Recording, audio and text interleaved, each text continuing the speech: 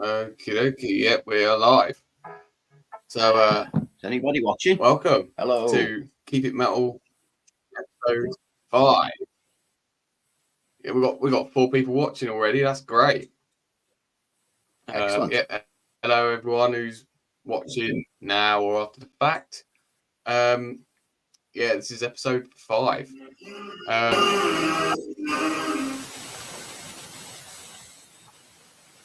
Wow. That was me. Don't know what happened then. No, that's fine. No, that's cool. That's cool.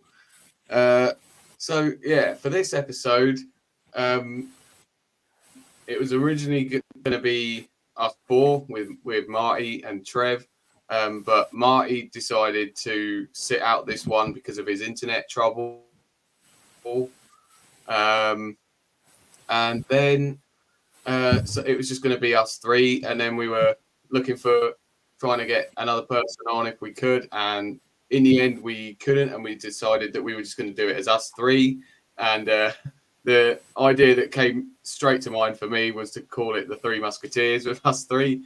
But now Trev has, I wouldn't say he's bailed out, but he's got this fridge that he's got to move. So Christ knows how long he's going to be. Yeah, he's. I don't know. He might be really late. So I wouldn't say we're stalling until he comes, but we can at least get something done. Well, he's moving the fridge, isn't he? He's frigid. Yeah. He's got to sort out this fridge. So at the minute we are just the 2 Musketeers at the minute. So, Fridge boy. Yeah. He's got to sort that fridge. So yeah. very odd, yeah. But there you go. That's sort of where we're at right now. I guess it's kind of different because obviously his time zone is different to us. For us, it's like 8:30. Just chilling. Very good, Simon. Yeah, it's later for them. It's earlier for them, isn't it? It's like 4 in the afternoon or something like that. Is it? I think. But he still had all day to move his bloody fridge into the house. Yeah, that is true. Sean the Beast. Thanks, Beast. How we doing?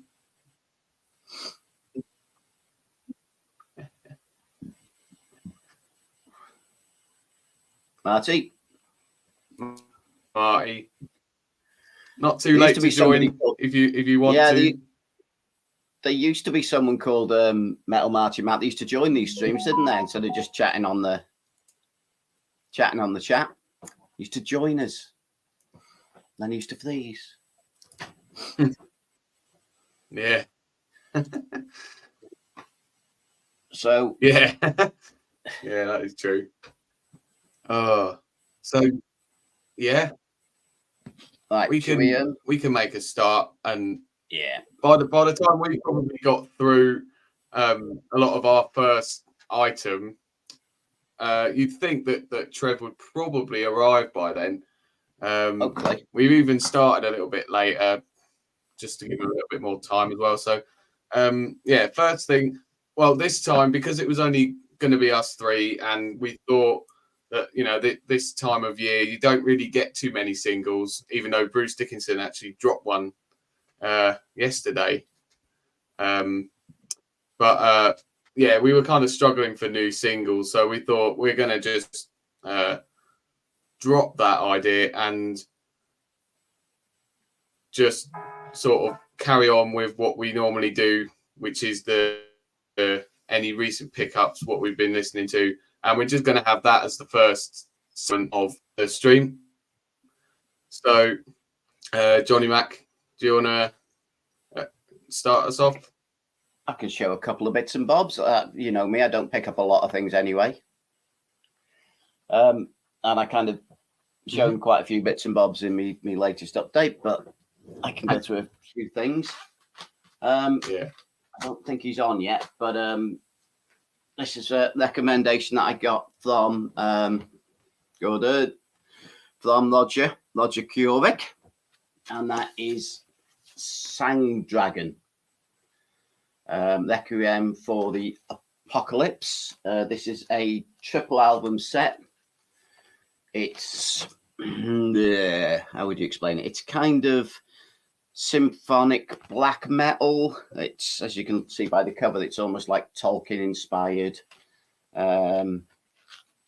It's sort of triple album set, as I said.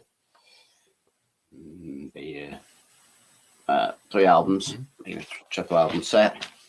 I had a quick listen to it. It only came out this week. Basically, it's 3 different bands, but it's all the same. I think the first is Daemonian. I think that was like something like the 90s, and then a few years later, he changed his name to Aki. Fucking hell, Aki Nation, and then Sang Dragon. There you go. There. So that's the first one, Daemonian, and that Aki Nation, and then Sang Dragon. It's called the Mystic Trilogy. It's really good stuff. I gave it a blast yesterday. All 3 albums. I think they're French. I think the third one in these, the Requiem for the Apocalypse, I think came out something like 2019, something like that. They have got a new one. Came out 2023, but I haven't had a chance. This is on Bandcamp anyway. As I said, it's black metal, but it's quite epic and a little bit symphonic in places and that sort of stuff. Yeah, it's good shit. So I've been listening to this yesterday and Thursday. That's good. Let's have a look. What else have I got here? I'll show a couple and then you can show some if you want. Josh, what else have we had in? That's good. There we go. Bit of classic. I know Metal Marty Mac's a big fan. Picked up the issue of The Skull by Trouble. Doom metal, so probably not your sort of stuff, Josh, but an excellent cover. A great cover that is. Like the skull at the bottom, and then you got the face in the which is good.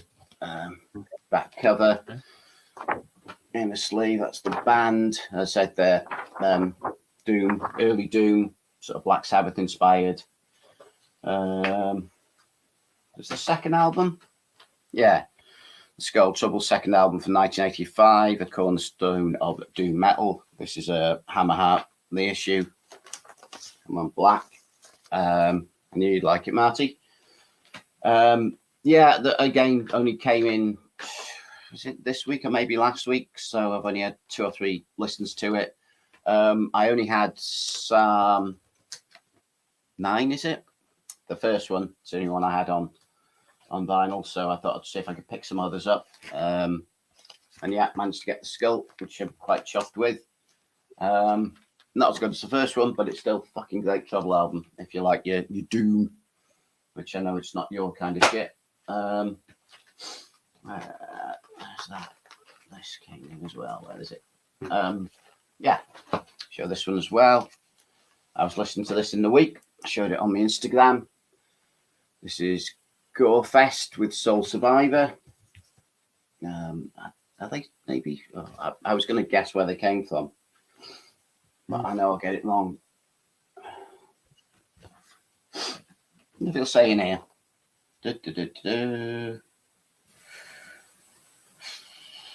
I'm sure someone in the chat will tell me.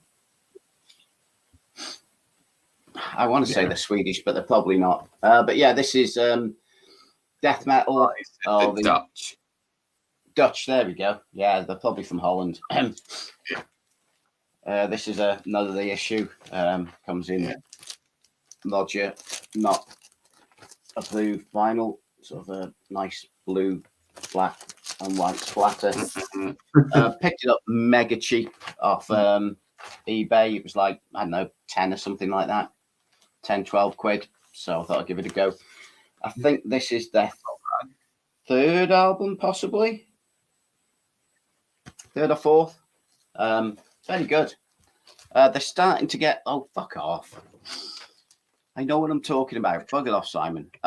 Yeah, they're kind of almost starting to go like industrial, starting to go the same sort of way as bands like Thong and that sort of thing. They've started to get a bit of an industrial feeling. But I think you like this. But yeah, so Soul Survivor by Gorefest. Those are 3 of the albums I've been listening to this week. I've been listening to some more, but you can tell me what you'll be listening to, Josh, if you want, and I'll tee up some more. Yeah. I can chat to all these. Okay, yeah, that's cool. In the chat. Yeah. There's been quite a lot of comments. I just want to say, yeah, this guy, I don't know you, but they subscribed to me today, so thanks. Glindap's the legend. I really appreciate that. He's a legend.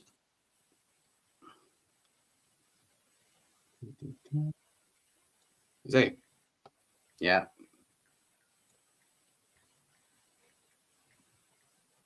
Anguish scream somewhere in Norway. Yeah. Yeah, from a very far distance, you just heard Roger go. Right. Okay. So I'll go through some of my recent listens, and yeah. So firstly, first thing I've got is one of Marty's DVDs that he sent me. I listened to the Chicken Foot. Well, I watched the Chicken Foot concert that he sent me, and that was fantastic. Next up, I've been listening to Mastodon still, even after doing my Mastodon ranking. I just can't get Emperor of Sand out my head. That whole album is just awesome. I just can't stop listening to it. Next up, that I listened to on last week, I think it was Monday last week. Anthrax Worship Music. Really, really great album. I'd actually never listened to this until I checked it out last week. I thought it was really good. Got some really good stuff on it. It's got a bit more of the thrash metal style, but it kind of mixes that 90s style with it. Bit of groove metal in there as well. I thought it was pretty good. So that's the first one. I'm going to run out of places to put stuff now.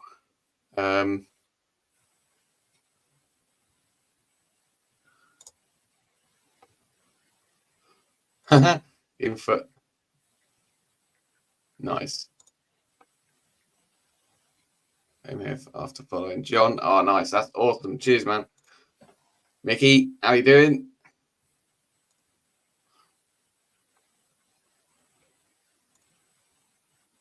The Stocky Project. That's my mate Ewan who played on my Warrior EP.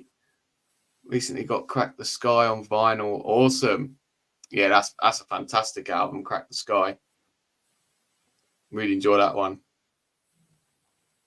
Although spoilers, it wasn't my favourite Mastodon ranking. Wasn't my number one.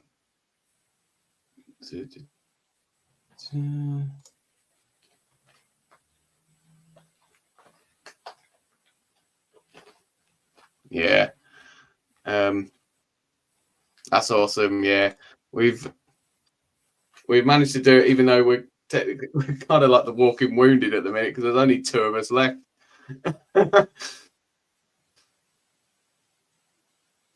All right, okay, I'll move on with the next one. I watched Altars of Madness. He did his top death metal debut albums, or not his top, but he just picked a load of random bands and ranked their debuts.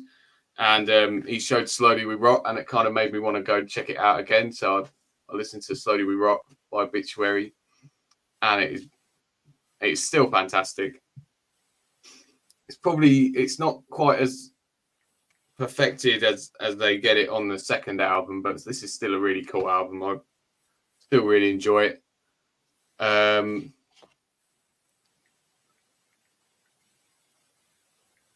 Next, sickness. Finally giving this one a go, and I thought it was really. It's got that kind of grindcore sound, but I don't know why. It just reminded me of Realms of Chaos by Bolt Thrower. It sort of had a little bit of a similar sound to that, but obviously still has its Carcass sound. And also, I don't know why, but it reminded me of Black Sabbath in some areas. I don't know where that come from, but yeah, is what it is. And also other albums that I've been listening to recently. I've been listening to James's band of Concrete Gods and his new EP, Hurt People, Hurt People. I've got a review. I've got like a spotlight of that coming out later on in the month. I've filmed the video. It's ready to go.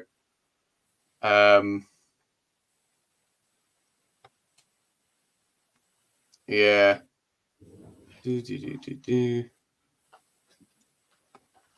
Josh, are you? Am I using Marty's internet? Yeah, it's. I don't know why. I don't know what's been happening with my computer. I'd said it to John just before we went on, but my computer's been really slow today, and I don't know why. And it had to be today, didn't it? Of all days. So, yeah, if we're having a lot of connection problems, I do apologise. I don't know why, but my internet has just been going really weird today. I don't know why. I do apologise. Next, so I've been listening to James's new EP, and also today I was listening to an album by a band called Beneath the Embers, and that band is a band that I remember James telling me about because him of Concrete Gods, they did last year. They did Bloodstock, like Battle of the Bands, to get on Bloodstock, and he played with that band Beneath the Embers, and he told me to check them out, and they're really, really awesome. Actually, they're sort of like a more harsher, more extreme metal Bullet for My Valentine. That's the best way I can describe them. They're more of an aggressive, thrashy version of Bullet for My Valentine, and it's almost like they've kind of been taken out of time from that sort of mid 2000s, and then just put here in 2023. They're a really cool band, and they put their debut album out last year called Condemned, and it's a really good one. I thought it was pretty cool. Tell me about it. Yeah, I know. I don't know what's going on. I mean, in a way, if this had happened last week when I was doing my Warrior live stream, I would have been even more pissed off, to be honest, because it is what it is.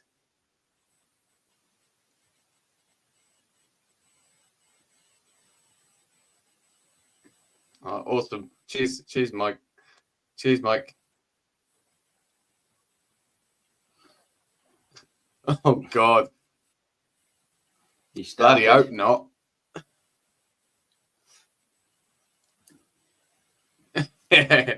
Jesus Christ. I bloody hope not. Oh, man. Right. Lastly, yeah. You can show some more if you want. Well, if you've only got one more show, you might as well show that one now if you want, mate. You can take over if you want. Cool. Well, I did that Metal Mickey's 1, 2, 3 thing, but as I said, if you want to finish your last one, I don't mind. I'll leave it up to you, bud. Okay, I'll do mine then. All right, yeah, because I've only got. Yeah, that's cool. Yeah, I'll just show because recently there was a contest going on.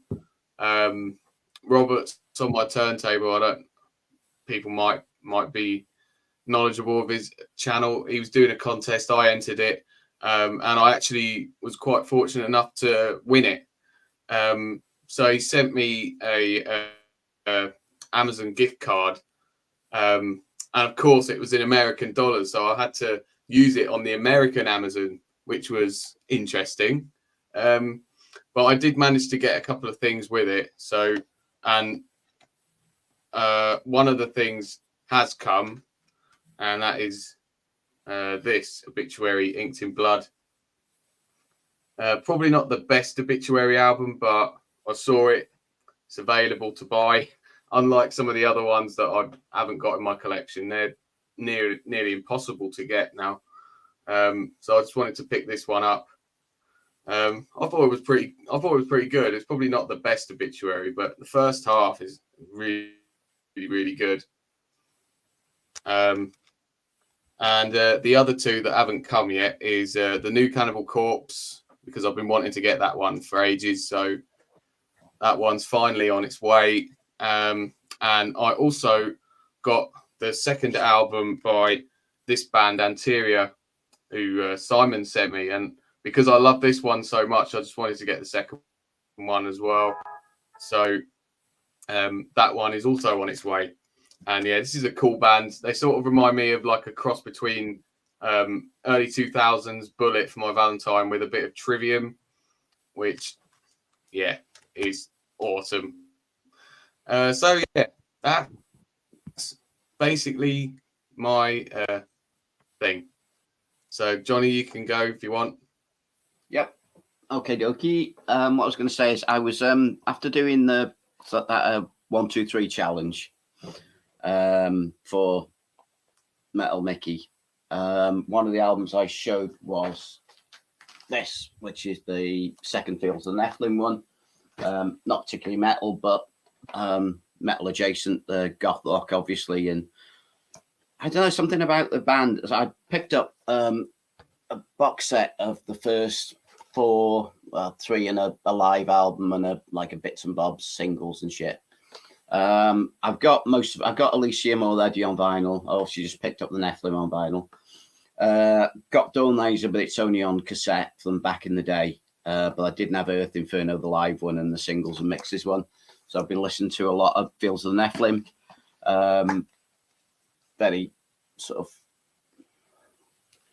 Sisters of Mercy bass stuff, but the vocals is really almost doomy, death doom vocals. They're quite low in register, really slow. I said that they're almost like some of the vocalists for a lot of extreme bands. It's almost like they take a lot of nods from McCoy, the vocalist. I've been listening to a lot of Fields of the Nephilim.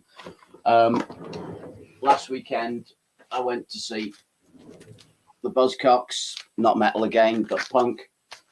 So I've been listening to the singles Going Steady thing, which is like basically the singles. What else have we been listening to? New Aeon's Abyss, Australian death metal. Really cool guys. As you know, I've done a couple of trades with them. So they sent me a few copies of this. So I passed them on to a couple of the guys from the VC that bought CDs off them. They sent them direct to me. So I've been passing them on. Well, some I haven't because I'm too fucking lazy. But yours is on the way, Liam. I promise you, mate. I've got one for Sean the Beast and one for Mark G with a C as well. So I've been listening to that. Fucking great death metal EP. Listening to A Split Nos, obviously Welsh black metal, because I've bought more of their stuff on Bandcamp. So I think I'll have about 4 different versions of this on tape now. This is just fucking awesome. Welsh black metal, can't get enough of them. I'll waffle about them whenever they can. I was going to show this when Trev came, but he hasn't fucking turned up yet. So I finally picked up, and we did the High on Fire ranking on Dave's channel. and this is one of the ones I didn't own. This is the Record Store Day version, Bat Salad, which is, as you can see, it's inspired by the Celtic Floss cover, and it's only got 3 songs. It's got Bat Salad, it's got a cover of Clip Today, and a cover of Don't Bother Me, which is really cool. So I picked that up, so I've been listening to that, and it's used to listen to some High on Fire. If you don't know them, they're kind of stoner doom, but they sound a lot like Motorhead as well. They've got that rock and rolly sort of sound. What else should I show you? Oh, this one. This came in as well. Tenor Blow, Ultimate Grinda dalla Guangla. Yeah, it's Italian, and it's grindcore, and it's fucking great. They're the 2 guys there and there. This is basically inspired by Italian horror stuff, and that's obviously lots of clips from one of the cannibal bloody movies, and I can't remember which one it is, like some like Cannibal Holocaust or something like that. Lyrics are, I think, pretty much all in Italian. This is good shit. We like a bit of Tenor Blow. I know Shaun the Beast and quite a few others out there are fans. So yeah, find the man to get that on vinyl. It's very cool. Just black. Roger inspired black vinyl. Roger approved black vinyl. What else have we got? Oh, I got some more grindcore as well. Picked up this.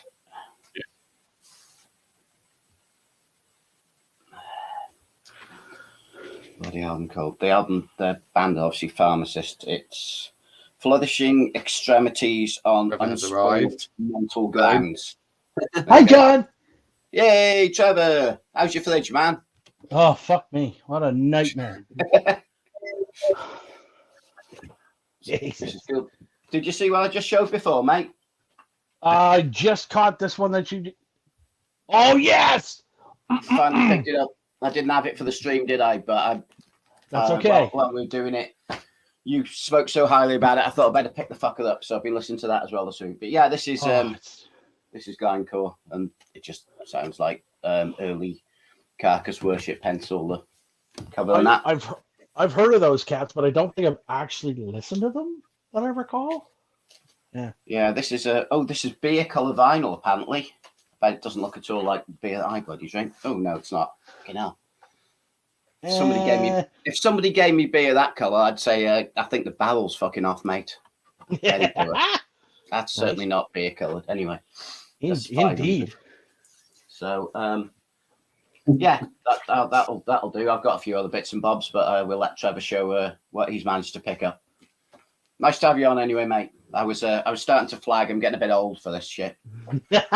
Well, it's because you do 1,500 streams in the run of a damn day, bud. Or in the run of a week, I should say. Fucking hell. I don't think it... Yeah, I really haven't bought anything yet. If you can imagine, my fucking Church of Misery record has not shown up yet. No. Bloody hell. I thought that was supposed to come this week. Well, it was supposed to come a week or so ago, but apparently they're having issues with their distribution, as always. Because, distribution's a fucking nightmare. Sure. So I was like, well, take your time, boys. I said, the money's still sitting there. I said, I'll pay for it when it shows up. What have you been listening to that you haven't bought that's new then? I've been kind of going back through and listening to all the records from this past year and just sort of trying to get a rough idea of where they're going to sit. And again, like I said before, there's absolutely no fucking way I'm going to be able to put them in order. I know what my number one is, but obviously it's going to be like a top 10 or top 15 of the ones that I thought were the absolute best. And there's just going to be no number associated with them. Because some guys will go from like 15 or whatever. Craig, some of the fucking weirdos on fucking online are doing top 40. I'm like, how do you guys have time for that shit? But then again, they review records for like a gig, so yeah, But that's that. I'm just trying to bring up the YouTube chat on my end. Are you guys all still there? Is everyone Yeah, still we're watching? still here, mate. I'm just leading through the chat myself because I'm trying to catch up with obviously when I'm talking bollocks about music. We're I can't still here. the chat. So. Yay. All right. Now that I've shown up on time as always. To be honest, Trev, I've been having some. Oh, no, Internet you're not problems. having. Oh, no. The host. Having some issues. Fuck. Yeah, I know. I know. We're in trouble tonight. I don't know why, but my computer today has just been really slow, and I thought, oh god, it has to be today, doesn't it? So I don't know why, but yeah, we've got Anthony in the chat, which is awesome. What's your number? Because a young man on. Not mine. We wasn't sure if he was gonna tonight. But yeah. I haven't been, to be honest, I've not been keeping up with the comments. I'm just reading through them all as well. Yeah. So we've pretty much covered all our recent pickups and stuff. Fucking tell you what I was watching. Tell you what I was listening to yesterday, which I hadn't blasted in a long time. Okay. I was actually listening to Back in Black, AC/DC. You were? I was, yes. And some people were quite surprised on Instagram because it's not my usual listening fare. But yeah, and it's actually the only one I own with Brian Johnson on vocals. Oh, I've really? got all the Bon Scott stuff. Yeah, I own everything by Bon Scott because I think they're fucking awesome. But I kind of fell off Brian Johnson. But I can't deny Back in Black is an absolute beast of an album. It's fucking classic. Not a bad song on it. Absolutely brilliant. But after that, I kind of like, you know, for those about to lock, I went, yeah, it's good, but it's not as good as Back in Black. And everyone that came along, I sort of had a first listen. I went, yeah, I probably don't need to buy it. I can go back and listen to Back in Black. So that's me in AC/DC these days. Well, that's almost, isn't that one of our topics that we're having discussions? Like, you know, member change. I mean, I know multiple member change kind of thing. Josh is frozen in time. There he is. He's back with us wonderfully. And maybe we should just fucking tiptoe into that, maybe. Seeing as how I'm here and I have nothing to bring to the table in terms of new purchases yet. But yeah. I don't necessarily have to be new purchases, Trav. It's just what you've been listening to. Oh. Jesus. I've been listening to that Overthrow EP a lot. I went back and started listening to the Celestial Sanctuaries record again. The Bleeding, their new release. They put out Mono Crater. Pretty much after we did that stream and we were talking about doing the Church of Misery ranking. All Sunday, I listened to the entire discography in one shot. Ooh, pretty much as soon as I woke up.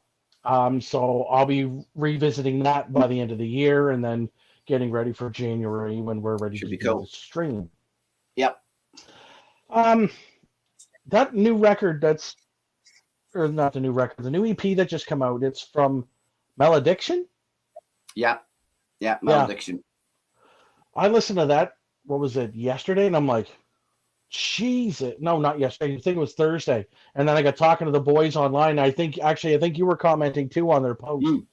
I'm like, fuck, is this ever good? It's good. Josh, if you get a few minutes, you should really check in on that because that is fucking fantastic. Oh my god. What do I do with that? I'll show that in there. A minute. I was going to say, is that?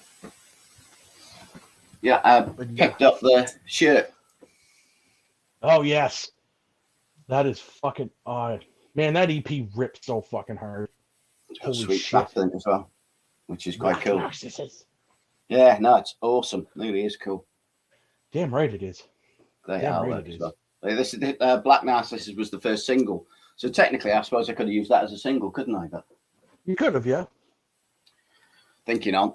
even though I didn't pick anything. But funny enough, I was going to bring the Malediction one up, but it's downstairs. I listen to most of my stuff downstairs, so I have to bring them up to do the stream. So I had a big pile of stuff, but I didn't bring the Malediction for some reason. So, but I have listened to that this week, because it came in this week on vinyl and tape as well. I haven't got the CD. I feel bad about it, but I bought a shirt, so it's not too bad. Yeah, I see Marty in the chat just typing away. It's so nice. Oh yeah, well his internet's great for him to type, but he just can't be on screen, can he?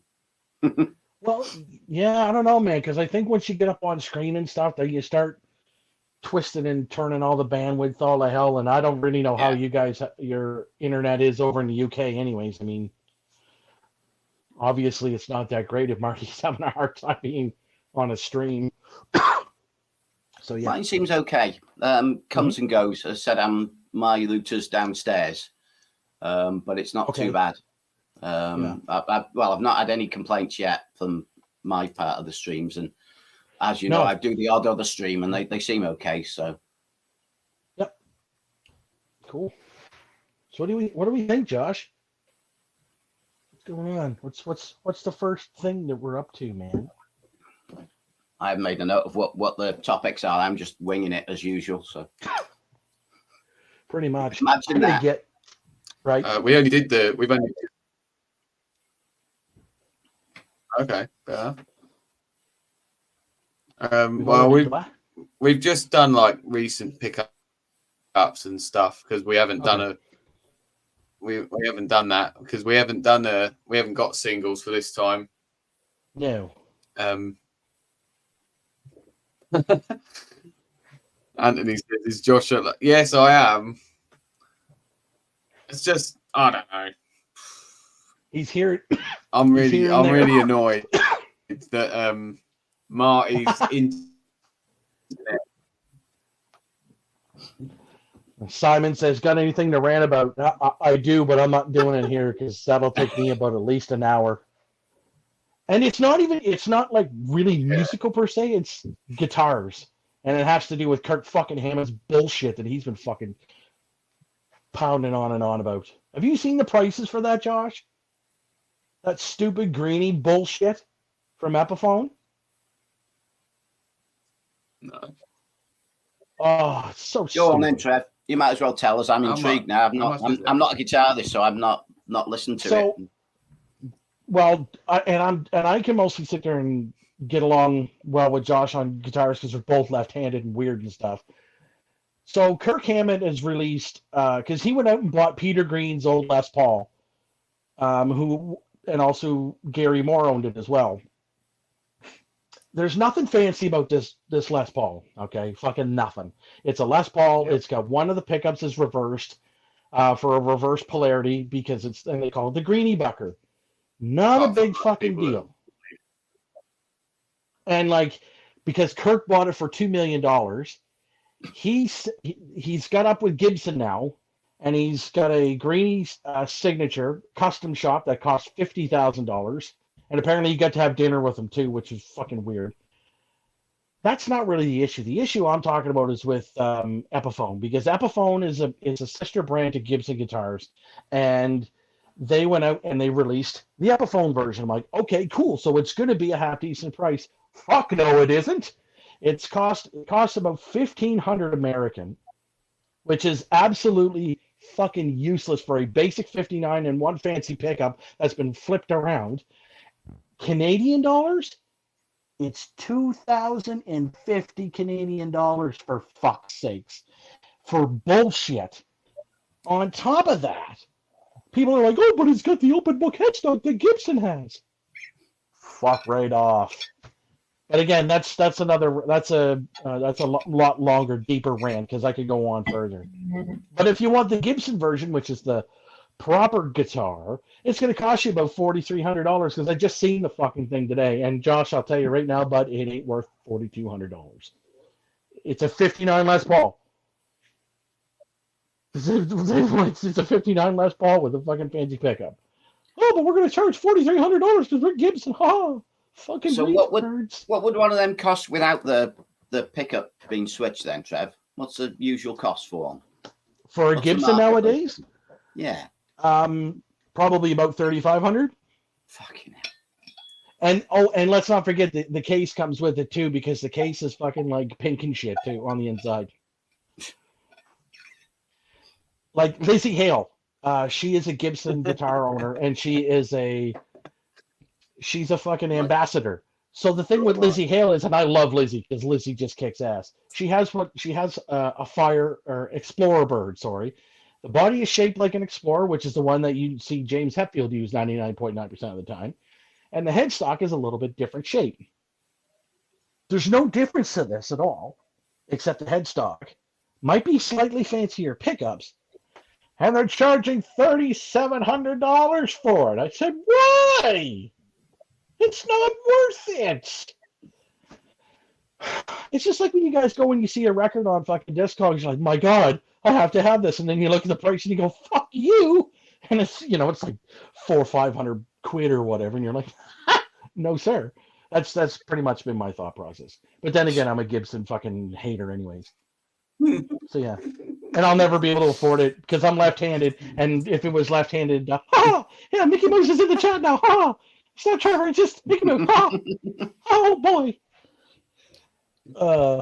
Yeah, if it's not Mickey Mouse, it's Chris Barnes. Listen, we can't end off a rant with my fat ass doing some useless voices, huh?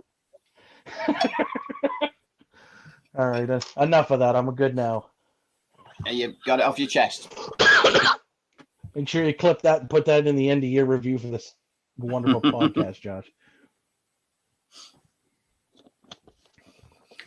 Oh my. I think they're having more fun with me doing the fucking Mickey Mouse voice in the chat than anything else here. Oh, yeah. Oh, shite. All right, Josh, lead the way, kid. Yeah. Oh, no. If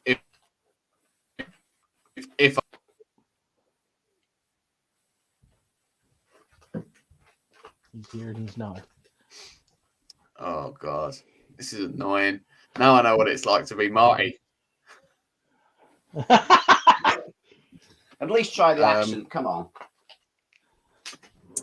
Right. Oh, God. Oh, no. Well, to be fair, if I try it and it's rubbish, at least I can sort of blame it on my internet being bad. Well, you'd Or sound just when like I do him, it, my wouldn't you? internet completely freezes so no one can hear it. It's Josh. Oh, yeah, on that F, is and he very just true. stared at the camera. Now he's been listening to Josh fucking on Pink acid. Floyd records. Yeah. Yeah, I'm just like, Come on now there, Sid Barrett. Let's go. yeah. Oh, God.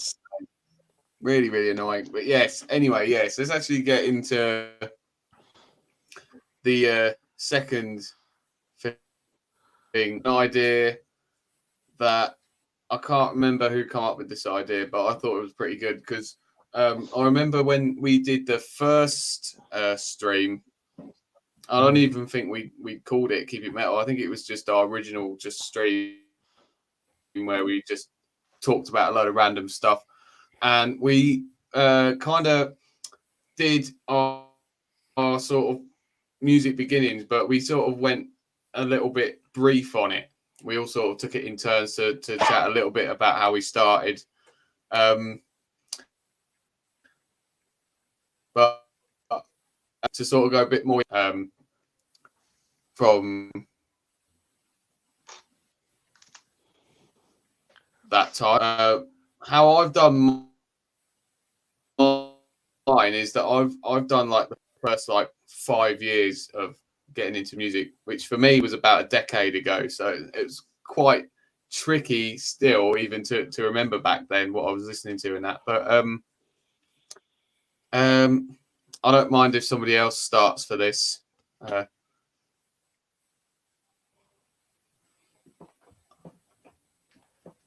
Start off our journeys, I guess. Josh is kind of half in and out. I think the chat's having more fun than we have. They are, aren't they? Do you want me to go? I don't mind. I'm easy. Yeah. Easy like Sunday morning, eh?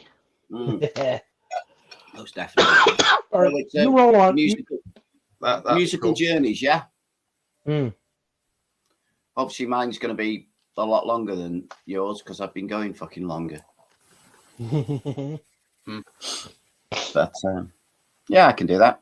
Do you want me to go first, Josh? I think so. Okay, Yeah, you can do. okay, cool. I've not really got much bits and bobs to show, but I can waffle a bit. I didn't get a chance to pick up too much stuff for this part, but basically for me, I think I mentioned it on a couple of other streams. I got into punk first, sort of 1977. I was 10 years old, so I was just starting to get into music. Being here in the UK, punk was fucking huge. It was just kicking off. And it was just something when you're that age and you just, you've only got shitty pop music or whatever it was on the radio. So as soon as something starts to kick off that's different and it's anti-establishment and all that sort of thing, you're starting to take notice. So for me, it was punk. The first single I bought was by the Sex Pistols. Then we moved on, me and my mates, we liked punk for a bit, and then it was we started to get into music that was a little bit heavier as such, because obviously essentially punk rock, the stuff that we were listening to initially in the 70s, the late 70s, your Sex Pistols and the Damned and all that sort of stuff, and Buzzcocks and Stiff Little Fingers and all that. It was more rock and roll, a bit like Motorheady sounding stuff, but just a lot faster. And most of them couldn't play their fucking instruments, but it was just something that everyone could do, and it was working class and that sort of shite. So yeah, we then sort of started to look for something different that was our thing. And the new wave of British heavy metal was coming out sort of 1980. So I was like sort of 12, 13, whatever it is, because obviously I can't count. And I was starting to, these new bands. The first album, vinyl album I bought, a 12-inch one. First record was a compilation called Metal for Mothers. Had Iron Maiden on it and bands like that. Who else was on it? Toad the Wet Sprocket, Ethel the Frog, load of new wave British heavy metal bands. Fucking Thingy was on it as well. I can't remember the name now. But anyway, I had a load of that sort of stuff on it, and it was like $3.99 or something like that from WH Smith's or Woolworths or whatever. So, local sort of store. Picked up a load of stuff and then just went from there. It was, then going back to all your Black Sabbaths and all that sort of stuff, because the first Sabbath I heard was with Dio, because it was 80s. So that's why Heaven and Hell is still my favourite Black Sabbath album. And because I had to go back to the Aussie stuff, even though I'd heard Paranoid, obviously. But yeah, so it was early 80s. There was still, you had the new wave of British heavy metal, but obviously there was still the 70s rock bands. Like I went to see, started to 82, I went to see my first concert. I was Status Quo. Same year we went to see Whitesnake with Cozy Powell on drums. Fucking hell, what a drummer. Then next year, sort of 83, 84-ish, we were going to see Scorpions, UFO, all them sort of bands, because the newer bands, because we weren't going to any of we were only sort of going to gigs that either the local travel agent that was doing back in the UK that used to get there was a travel agent in Wrexham and sure than the countries that they used to have a coach and they'd buy tickets and you'd buy a ticket and a coach thing to go to gigs. So that's how we went to see Michael Schenker Group and Scorpions and all them sort of stuff. Few of them once we got a bit older and we were driving, some of us had hired a van and drive ourselves and that sort of thing. So the first festival I went to was Donington 85. I mentioned that before. That was with ZZ Top headlining Marillion, Metallica's first performance in the UK. I don't know. I think it was their first. I don't know if it was their first actual performance where they played a gig in London beforehand, but I think it was 85 was going to be very early on anyway. I said obviously Cliff was still with them then. Magna were on the same bill, so were that. But as I said, that's how we got into music, and then all your pocket money you used to spend on albums and stuff. So I remember going to a mate's house early on, an older guy who had a lot of this thrash music that was coming out in the mid 80s when it first came out. So I went down to his house and he was showing us Kill 'Em All by Metallica that just come out, and he got an import copy of it. And I remember hearing Walls of Jericho by Halloween, and that blew me away because that was one of the fastest things I've ever heard, and it still absolutely blows me away. Stunning album. Remember another mate of mine, we're talking, what would it be, 87, 86, 87. We went to yeah, you've fallen asleep. Thanks very much, mate. Bastards. I've lost my fucking train of thought now, pie face. Yeah. Well, I can talk for ages, Sean. You like, mate. So yeah, a mate of mine, we went to. The guy called Mark. He eventually arranged all the gigs at the Memo Club in Wrexham. So him and a couple of other guys, a guy called Carl and some others, arranged a load of the bands to play in Wrexham. All the earache stuff. So we got to see Obituary, Entombed. I think Obituary was Cause of Death. Entombed was Left Hand Path. I know that. Carcass were playing, Napalm Death. There was tons of bands, but he was organising that. But before he did that, I remember going to local record store with him. We went to an import one in the. We had to go across the border from Wales into England to City to get it, and then they had the import stuff. And I remember them buying Slayer Lane in Blood when it was first out on import. Couldn't get it in the UK before they had the licensing distribution stuff for it. So I remember them buying that. And as I said, my story is that at the time it cost him £30, $29.99, and I was saying, you see this? Have you seen the runtime of this? It lasts 29 fucking minutes. You're not paying £1 for every minute. You're fucking stupid. I didn't have he did. He had lich parents, but I didn't. But I could go down to his house and listen to it, and that fucking blew me away. And then a year, I think the following year, me and him were the only ones from Wrexham, as far as I'm aware, that went to see Slayer on that tour, supported by Malice, which is not a great matchup, but there you go. So, as I said, and then, there were all the bands playing in between that. I got into my goth stuff and all that sort of thing as well. And I also got into glam, because as Darcy says, it was all just metal. And it was all in Kerrang. So if it's in Kerrang, it was cool. So it was like just new music, and the bands just looked different, but it was all the same. It was all guitar, drums, and that sort of thing.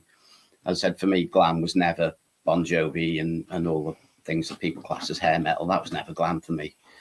Because the glam bands for me didn't have keyboards. It's not keyboards. It was just, they were more punk based stuff. And I like the punk stuff. So it's just, guitar, bass, drums, vocalist. And they just had an image. I liked an image as well. It's just something different. So yeah, that's I think that's why I've got such a diverse taste, because just growing up, the next big thing everybody was into is like, because there was no internet or anything else. And I said, even in the early 80s, before Kerrang came out, because I bought the very first issue of Kerrang when that came out, and it was a Sounds, like a special. It was just a one-off heavy metal thing, because heavy metal was suddenly getting quite big. But Sounds was like a newspaper size, a thing that you used to get with the New Musical Express. I think one called Melody Maker as well. But Sounds was the one that was pushing the punk stuff, and then the post-punk, and then heavy metal and that sort of thing. So, but when Kerrang came out, I took every single page, and that was just covered the walls in my bedroom with, you know, Angus Young and everybody else that was, you know, I think Lemmy was probably in the first one as well. No, Angus was on the cover, and just all these stars that you just didn't get. Heavy metal wasn't quite big enough to be everywhere, so when you had something that was just yours and it was cool, so that was our music, and it was just moved on from there. And I kind of had a bit of a dip when we had when we had kids and stuff, because your money just doesn't go towards music and stuff anymore. So I kind of had a dip, sort of late 90s, 2000s, and then got back into it again. Have I waffled enough now? Does someone else want to turn?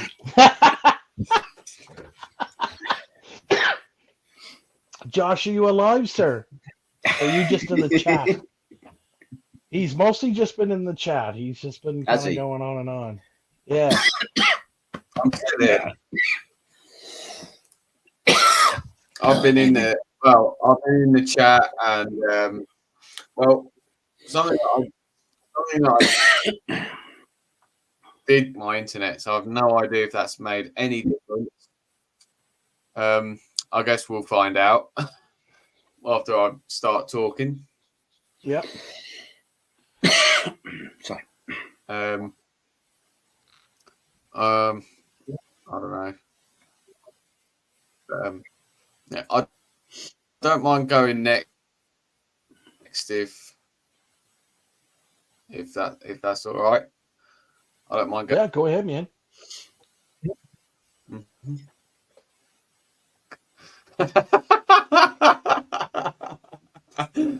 He's tripping. It's like I said, Anthony. It's like he's fucking been listening to Sid Barrett Pink Floyd records. I'm just saying. Fuck. Mine's gonna get. Don't worry, because mine will get real boring at the start.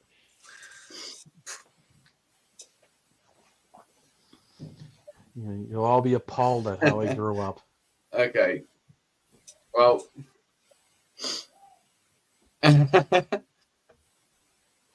Well, depending on how this is going to go, I'm hoping that this is going to go all right. Let's just give it a go and see how we do, and see how many times I stop and start, and whatever. Basically, I have basically broke this down into the first 5 years of getting into music. Because to be honest, before 2012, I wasn't into music at all. I just didn't have 12 at the time, and having to put up with what other kids my age was listening to at the time in 2012 didn't really make me like music that much. So I wasn't really into it. I'd listen to the odd thing that my mum and dad might put on, but apart from that, I wasn't that bothered. And I think for me is that I just didn't find my kind of music at that point in time, because obviously a lot of kids that age just listen to what's on the radio, and they don't really tend to bother with anything else. So after that, I finally did find my branch of music there, that really connected with me and has just made me understand,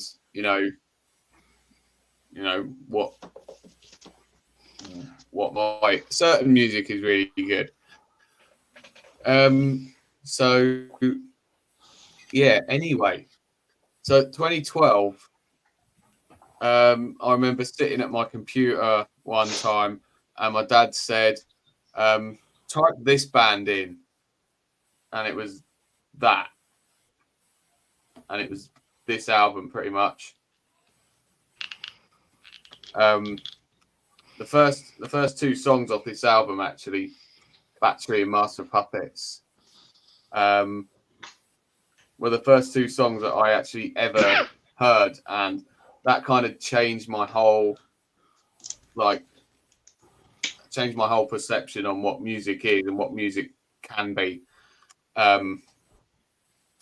So yeah, that was a massive one. And also this album was actually the first album that I ever brought as well. I remember that this was the first thing that I actually properly brought for my collection back in the day. So pretty cool. And after that, I started getting into more stuff what my mum and dad liked. So I remember my mum showing me this band, the Rolling Stones, and she brought this, which is like a compilation. It's like a 3-disc compilation, and it's got all the big hits on it by the Rolling Stones. Oh, okay.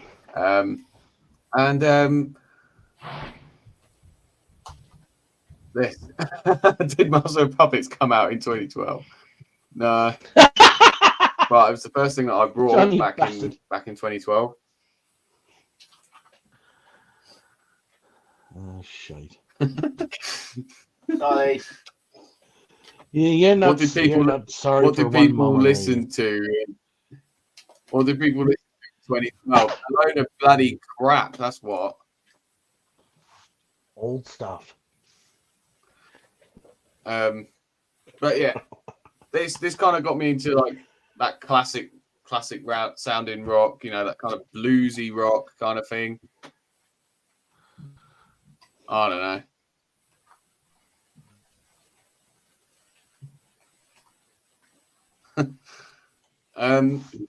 And then I remember one day watching.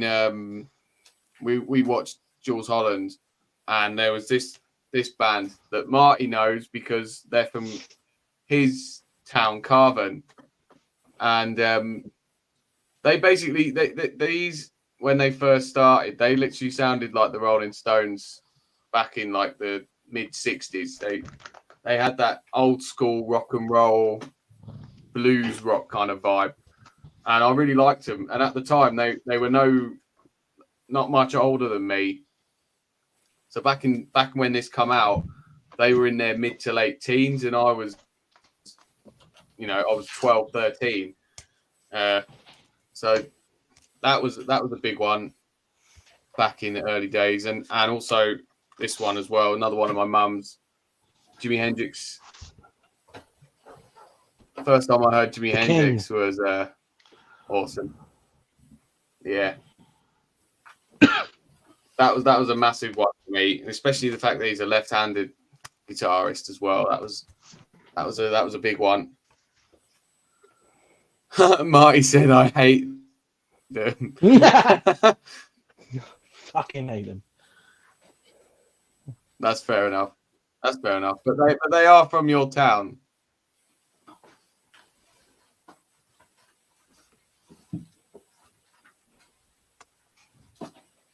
Yeah, Josh from the band. I knew you meant the guy in the band.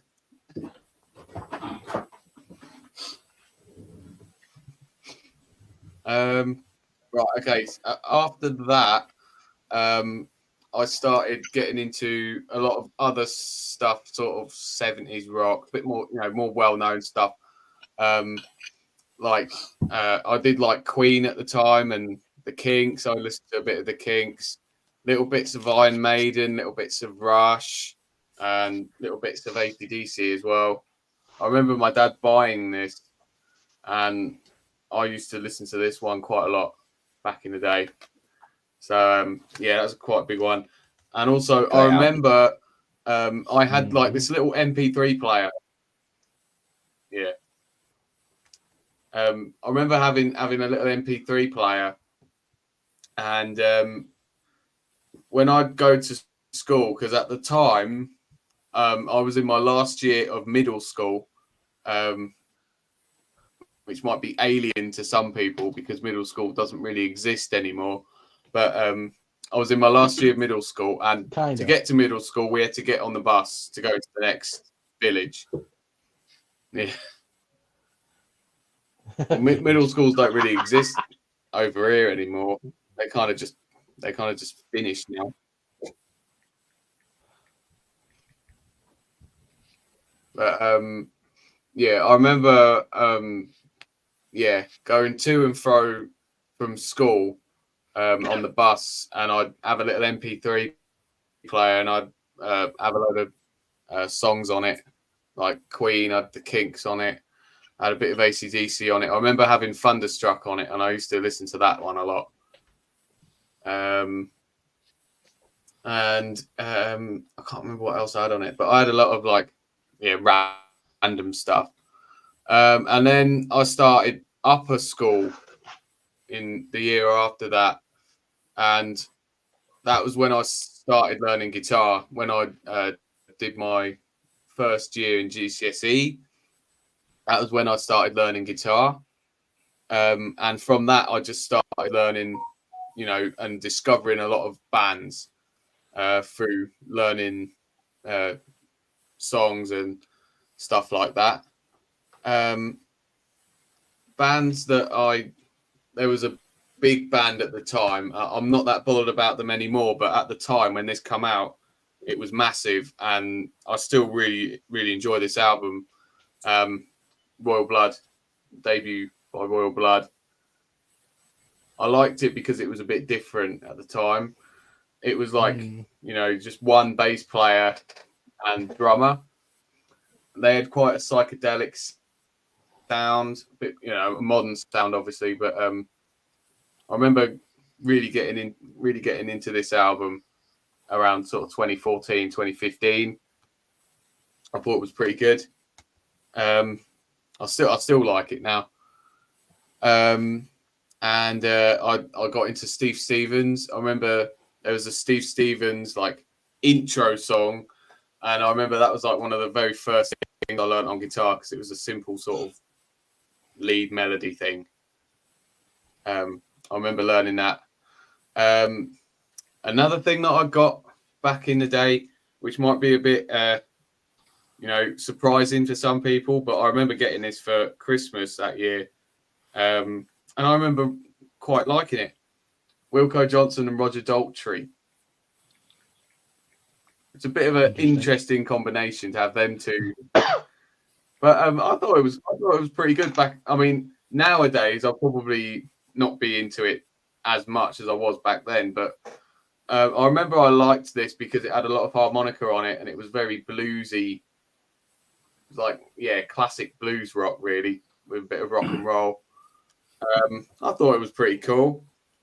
So yeah, that was another album that I got into.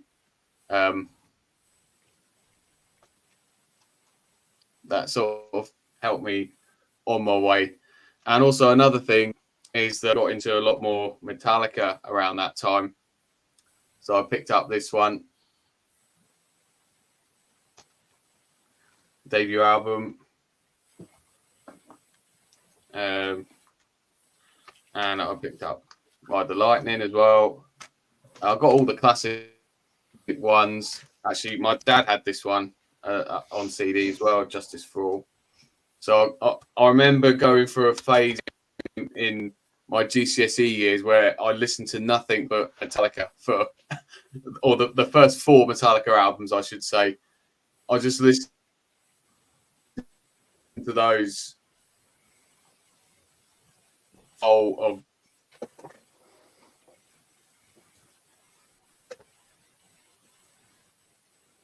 of internet is getting starting to trip out bloody now, well this is going. You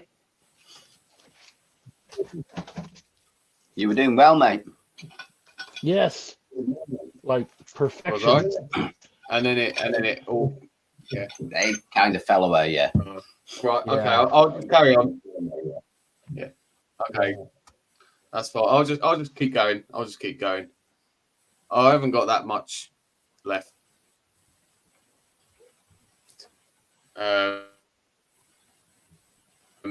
Dad buying, I've still got the blues,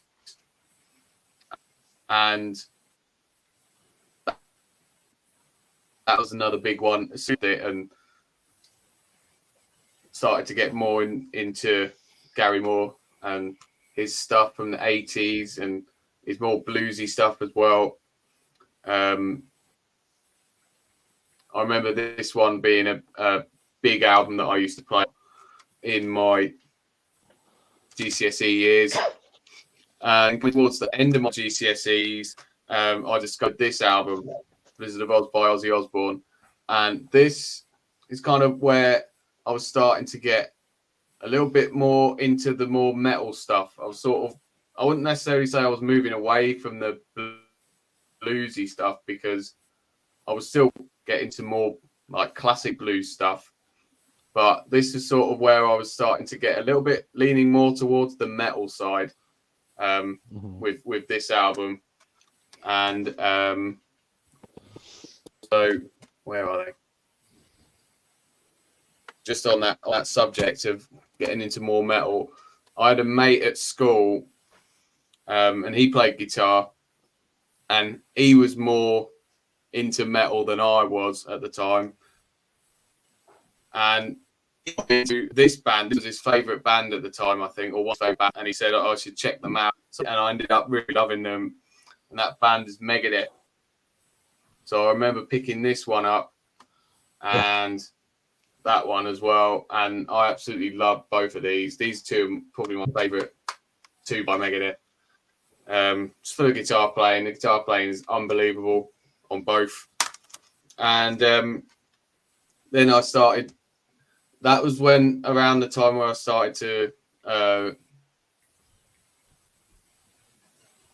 where I got used a lot when I was at college as well. And as I say, after that, I started picking up some more classic blues. So I got these guys in my collection. Some classic old school sort of grassroots sort of style blues stuff, which I still do enjoy and I still love playing. I was learning and playing a lot of blues stuff at the time as well in my guitar lessons, and classical stuff as well. I was sort of, if I wasn't learning like hard rock and stuff, I was learning which I think helped a lot with my guitar playing. Yeah, so after that,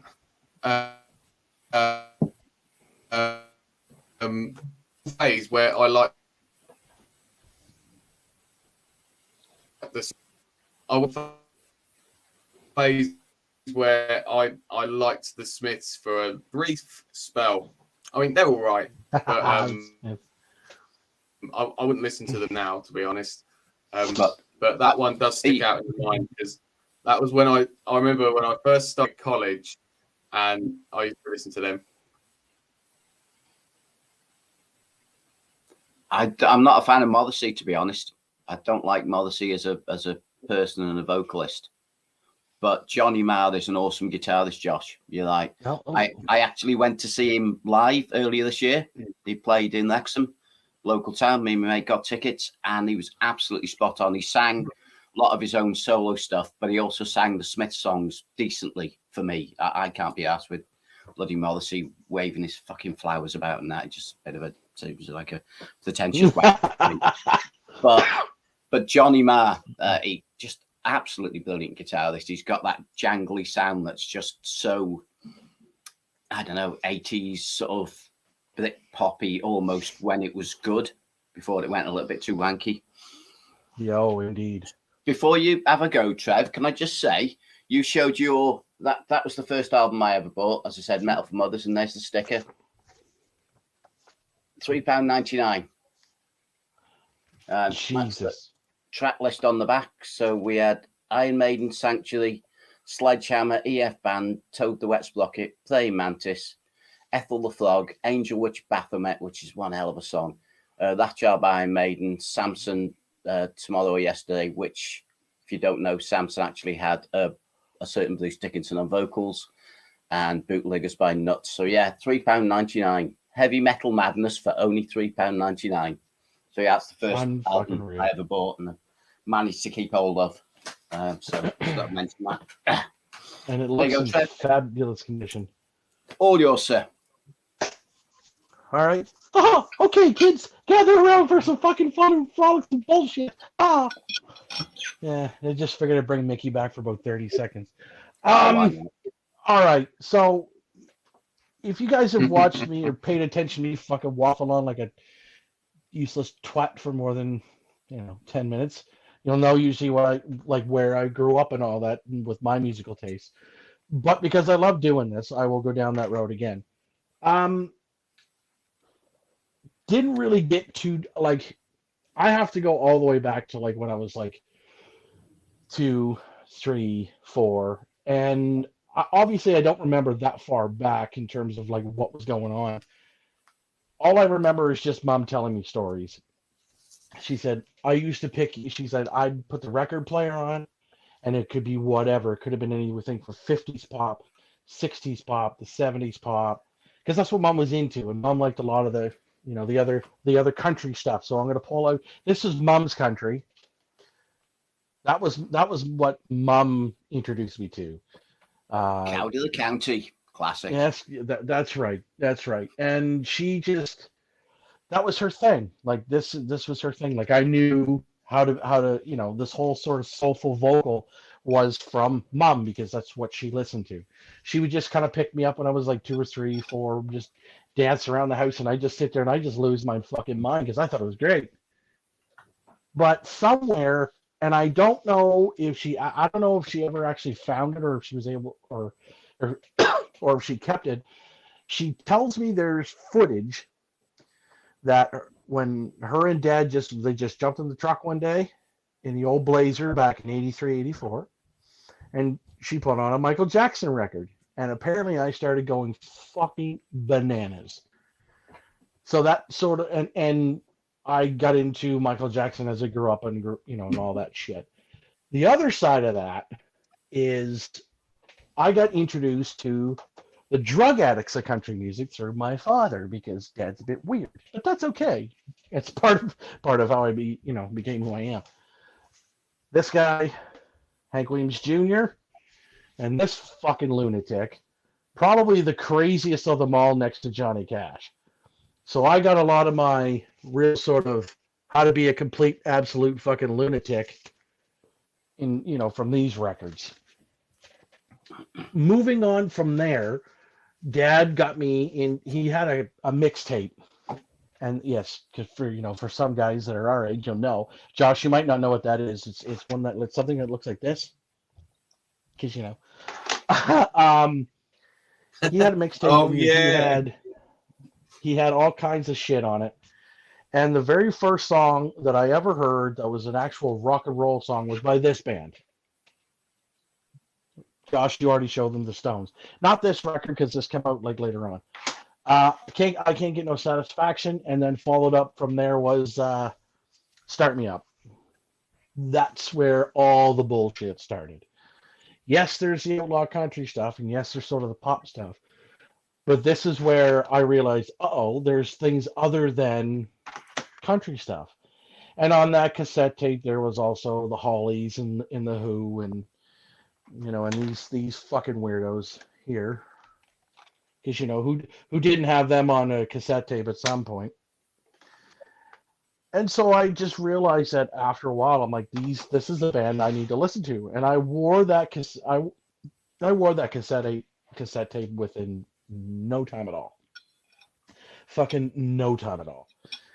And then a friend of mine who I grew up with, he's like, I've had enough of you listening to all this shit.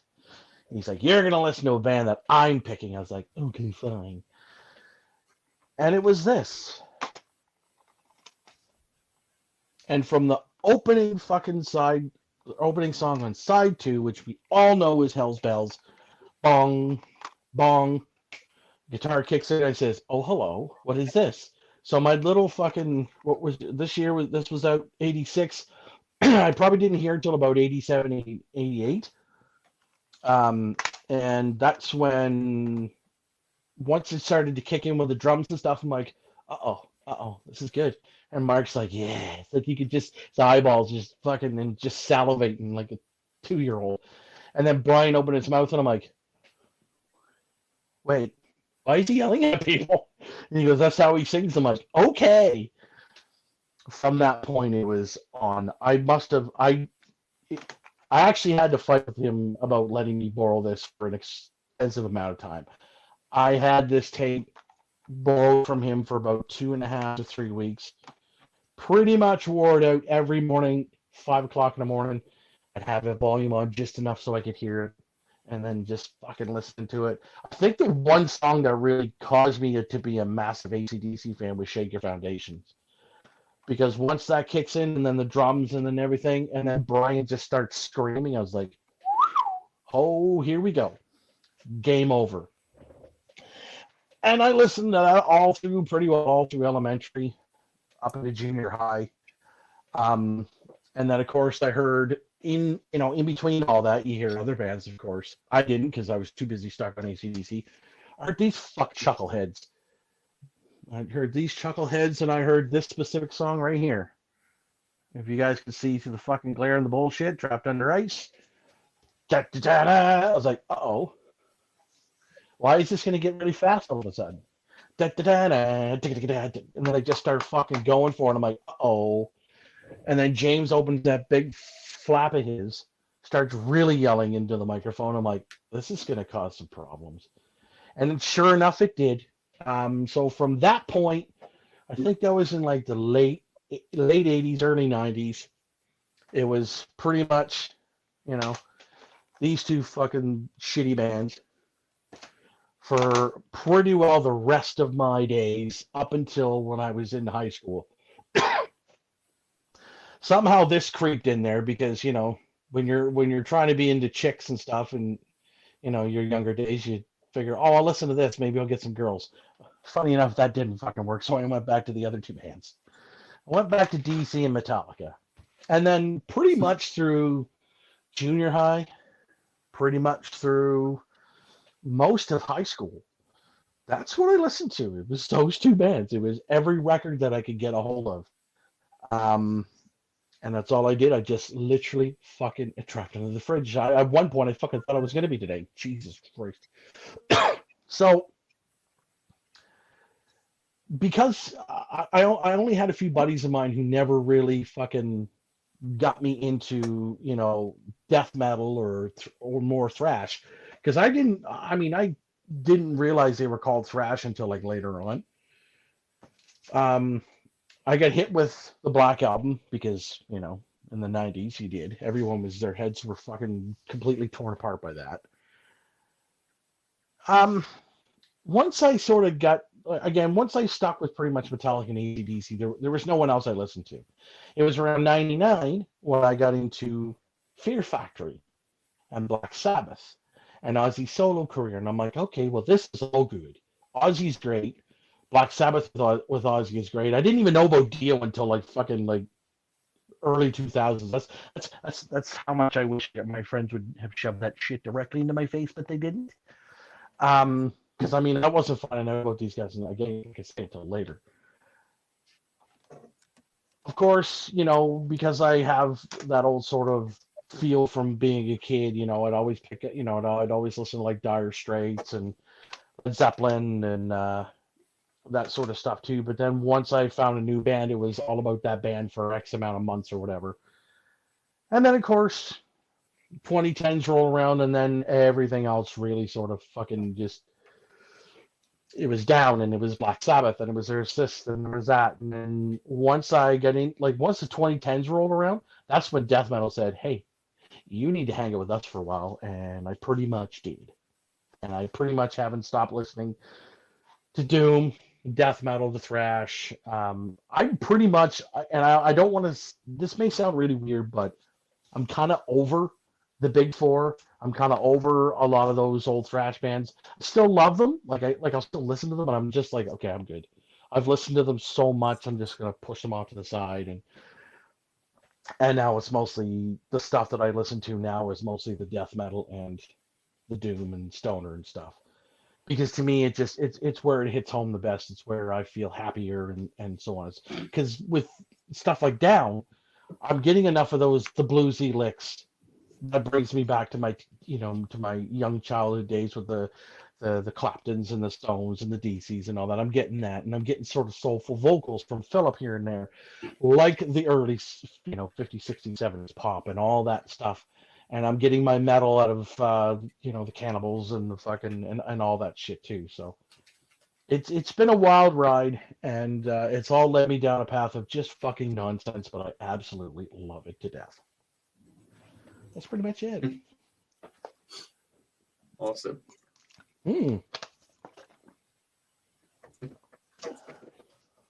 That's awesome. That's cool. Yeah. A nice long trip.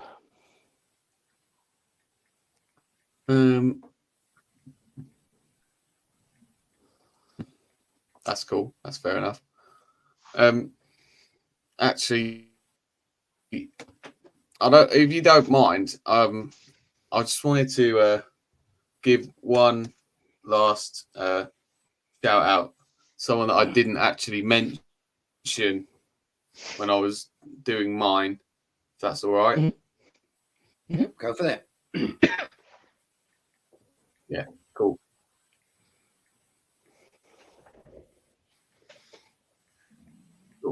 Once he comes back to being from I just wanted to mention that guy, Joe Satriani. Yeah, Joe I just wanted Satriani. to mention Joe Satriani because, yeah, of course, because when I discovered him, that sort of changed a lot of things as well. And my dad had this album, and I remember I got that one from a mate of mine at college, which was really awesome.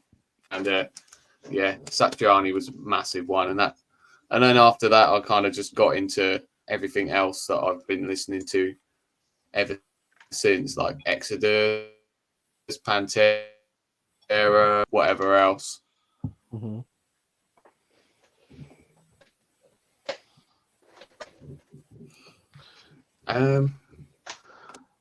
So now, Metal Connection. Yeah, dude. How's it going? do we actually attempt to do our top 3 albums of all time? I have mine. Kind of. if I'm honest, Trev, probably my 3 favorite albums of all time are not metal. Yeah. So what I've done is I've picked my 3 favorite albums from 3 different metal genres. So I'll pick my favorite thrash album, my favorite death metal album, and my favorite black metal album. And I'm going to show a couple of my actual favorite albums, if that's all right. Yeah, go ahead, man. Fair enough. Do you want me to do mine? Like, okie dokie. I have actually mentioned this album before, because it cost 30 quid. And that is. Go ahead, do it. There's the cool version with the extra songs. Excellent. That's. Oh, hang on a minute. Which version is this? This is the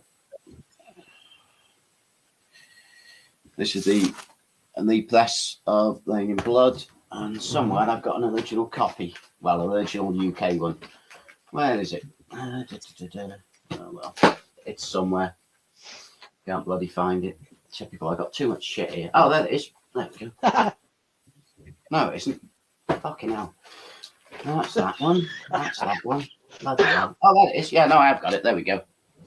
There you are. And this is obviously the Def Jam, the UK one, because it was actually on London. Ooh, very nice. So very nice. So it was look, there's the London logo. So this is the UK one. But yeah, this is an OG one. So very nice. But I said I picked up the Lead Press. I think I said this one's an American Lead Press. I think it came out 2006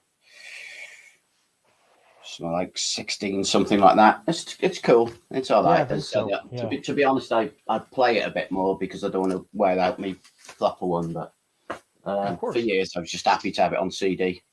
But what's this got? Oh, it's got a remix of Criminally Insane on it, which is quite cool. Yes, it is.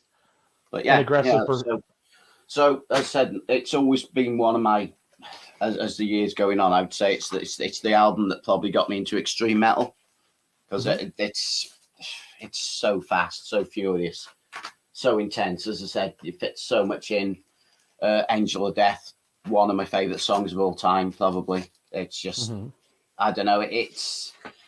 They're one of them bands that, like say Metallica's and that, they're the top. They're the big four for a reason, and people that don't necessarily know thrash metal and different bands have heard of Slayer, even if it's just they've seen a T-shirt or whatever, and they're aware of Slayer. And I say that's easily my favourite thrash album of all time. Death metal, gonna have to go with this. There's a press. Yes. A nice repress this. There's no G press on Under One Flag, UK again. Yeah, this was obviously for me. I still say that Scream Bloody Gore is the first death metal album I heard. My mate had it on cassette, and it just fucking blew me away.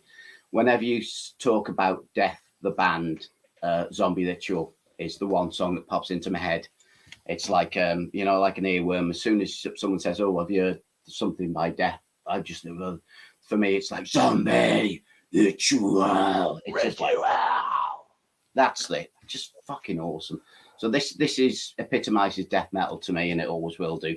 And it's always going to be my favorite death album. Obviously, the latest stuff is more progressive, but yeah, you just kept that cover, just the boys. It just everything about it, just fucking love it to death, and it always will be my favorite death metal album. Slowly but not close, as I said, for me, because I was there when the bands were coming out, and your mates would go around with, you'd have the CD, one of you'd buy them, then you'd all just dub it onto a tape and listen to it to death. But yeah, for me, Scream Bloody Gore, it's untouchable, and it always will be. It's just my introduction to things that weren't quite thrash, and they were heavy. I know there's a lot of thrash in there, but there was just something about it. It was extreme. And I thought I'd better show my favourite black metal, because weirdly, I didn't mention black metal in my preamble shite about how I got into music, because I didn't like black metal back then. No. Obviously, it didn't kind of appear till later on in the scene anyway, but my first exposure, like a lot of people here in the UK, was the Kerrang feature, where they had like a 2-page, and I've had the church burnings and all that sort of stuff. And I just looked at them and thought, what a bunch of tossers. What the fuck do they think they are? It's like, that doesn't seem true metal to me. You just seem like you're posers, which is, I don't know, it's just weird. I didn't get it. Took me a very long time to get it. I knew of the UK bands, like Hickey Enthroned and Cradle of Filth and all that. But I didn't class them as the same type of music, and obviously I was aware of, because I'd grown up with Venom and Bathory and all that sort of stuff, but I didn't class myself as a black metal fan.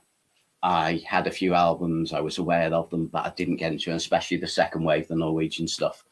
But once I did get it, this was the first thing I picked up, and this is Dark Throne's Transylvania Hunger.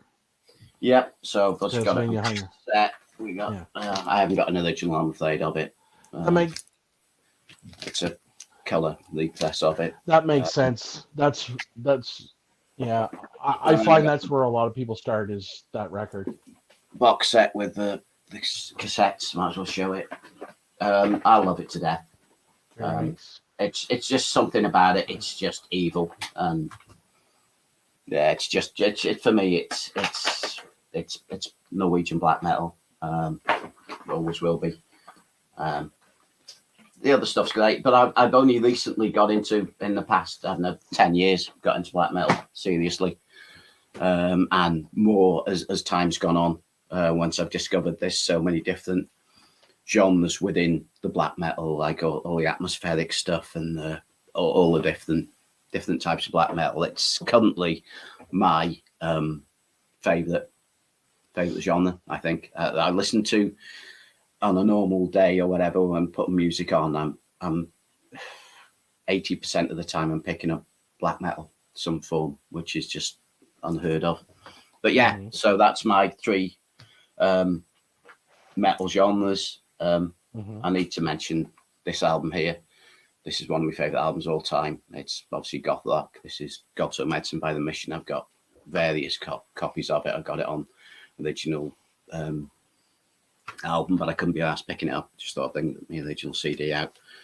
Back in the 85, 86, whenever this came out, after the 2 guys left Sisters of Mercy, they were more guitar based. The second album was produced by John Paul Jones' children, and that's got almost like the Cults love. It's got a more guitar based sound to it, but they're more of a rock band, but they just get lumped in with the goth. And this is one of my favorite albums of all time. I'm sure no one's heard of it. It's Die Tottenhausen, German punk band with Learning English Lesson 1. Basically just a load of punk songs. The most of the stuff this band do is in German. I was lucky to see them. They came over to the UK in the 90s, I think it was, supporting The Almighty, so late 80s, early 90s. Got to see them live, fucking brilliant. Couldn't understand half the stuff, but they did a load of songs off this. It's basically just a load of punk cover songs, but they took a member of each band. So you had fucking Johnny Thunders. It's the last thing Johnny Thunders ever did from the New York Dolls before he passed away. Got Captain Sensible for the Damned, played on the Damned song. Joey the Moan did Blitzkrieg Bop with them. Jimmy Percy from Sham 69 did a Sham 69 song. It's just, we used to listen to this. I had it on cassette. Well, I've still got it on cassette somewhere. I can't find it on my tapes. We used to listen to this going to Donington, going to Monsters a lot. A few times we'd hire the van out. We'd put my cassette in and we'd listen to this over and over and over again. It's just one of them sing-along party fucking records, and I just love it. It's just punk rock, and it's brilliant, and it's sing-along, it's attitude, it's great. It's even got fucking what's his face? Ronald Biggs on it, the train robber, because why not? It's just great. It's, as I said, I've got a Die Tottenhausen t-shirt. Fucking brilliant stuff. So yeah, I just thought a couple of albums I'd show. So that's me done. I'm sure I didn't waffle for too long. Anyway, next.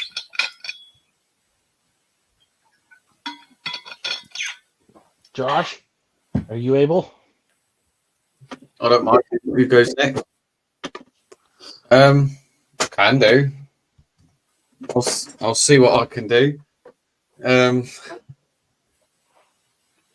So yeah, when I was thinking about my top 3 albums of all time, I kind of went into it thinking, like, because this is a pretty big call, I wanted to pick albums that I've lived with for quite a long time, because then I've, over that time I would have gauged whether it is worthy of being in my top albums of all time.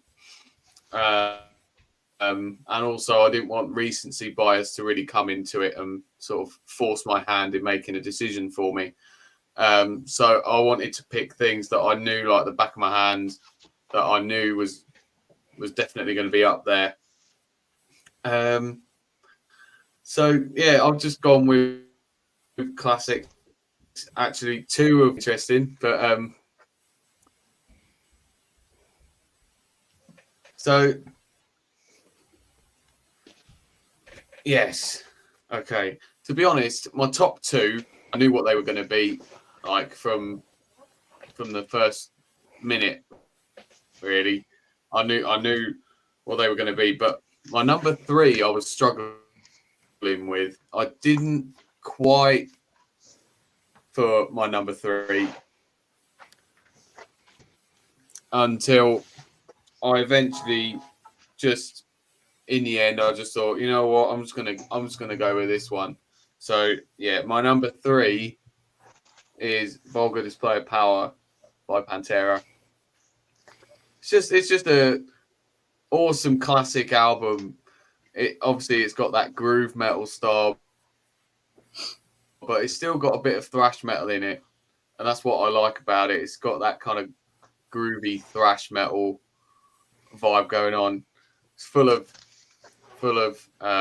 some awesome classic songs. Like Walk, obviously, is the biggest one, but Mouth for War as well. New Level is awesome as well.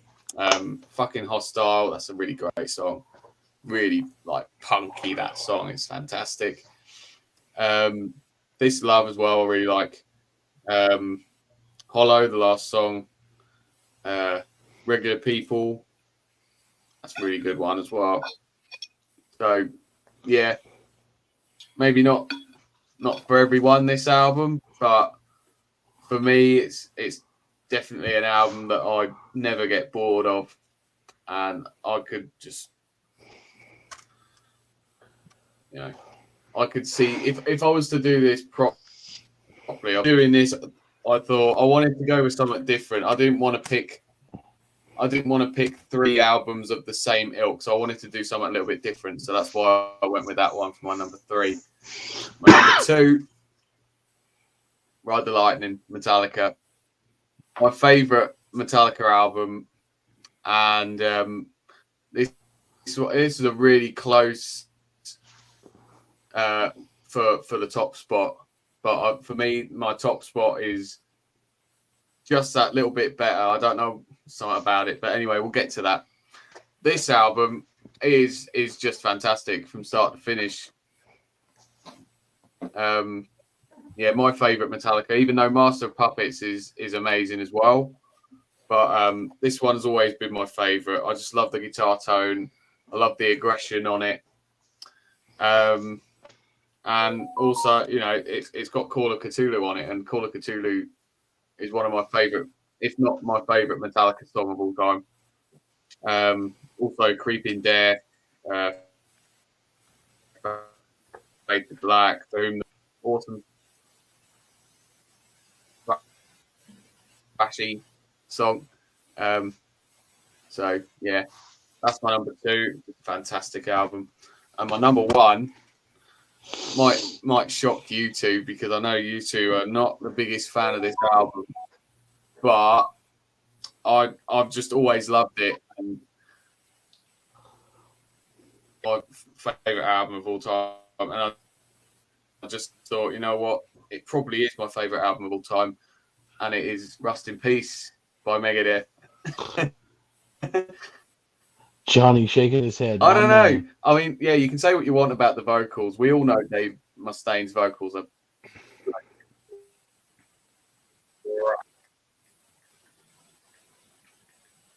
you know, 5 magics. Fucking ruins the entire record just with that one statement. That one song ruins that record for me right off the bat. But I get why you love it. I understand.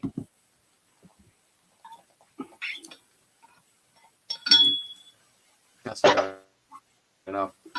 I get the vocals. I do. I get it. To be honest, the vocals do make the album.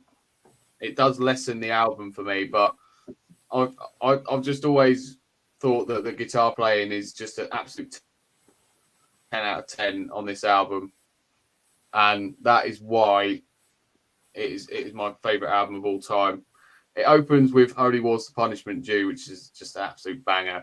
And then you've got Hangar 18, which is just a shred fest at the end of that song. It's just awesome. Take No Prisoners is a awesome classic thrash style. That guitar riff is just unbelievable. I do like Five Magics. I get the whole, the vocals. Like, There's that even that bit towards the end of the song where he sounds like bloody Yoda.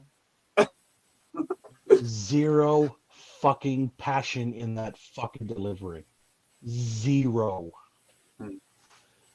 Yeah. I'm just gonna sing it this way, and it's gonna be great anyways. Yeah. Who cares? Because I'm Dave.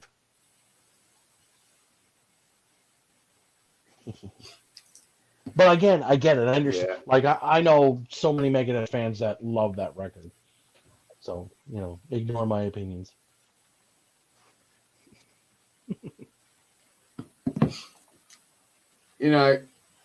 It's fine because for me, it's always either this one or Peace Sells.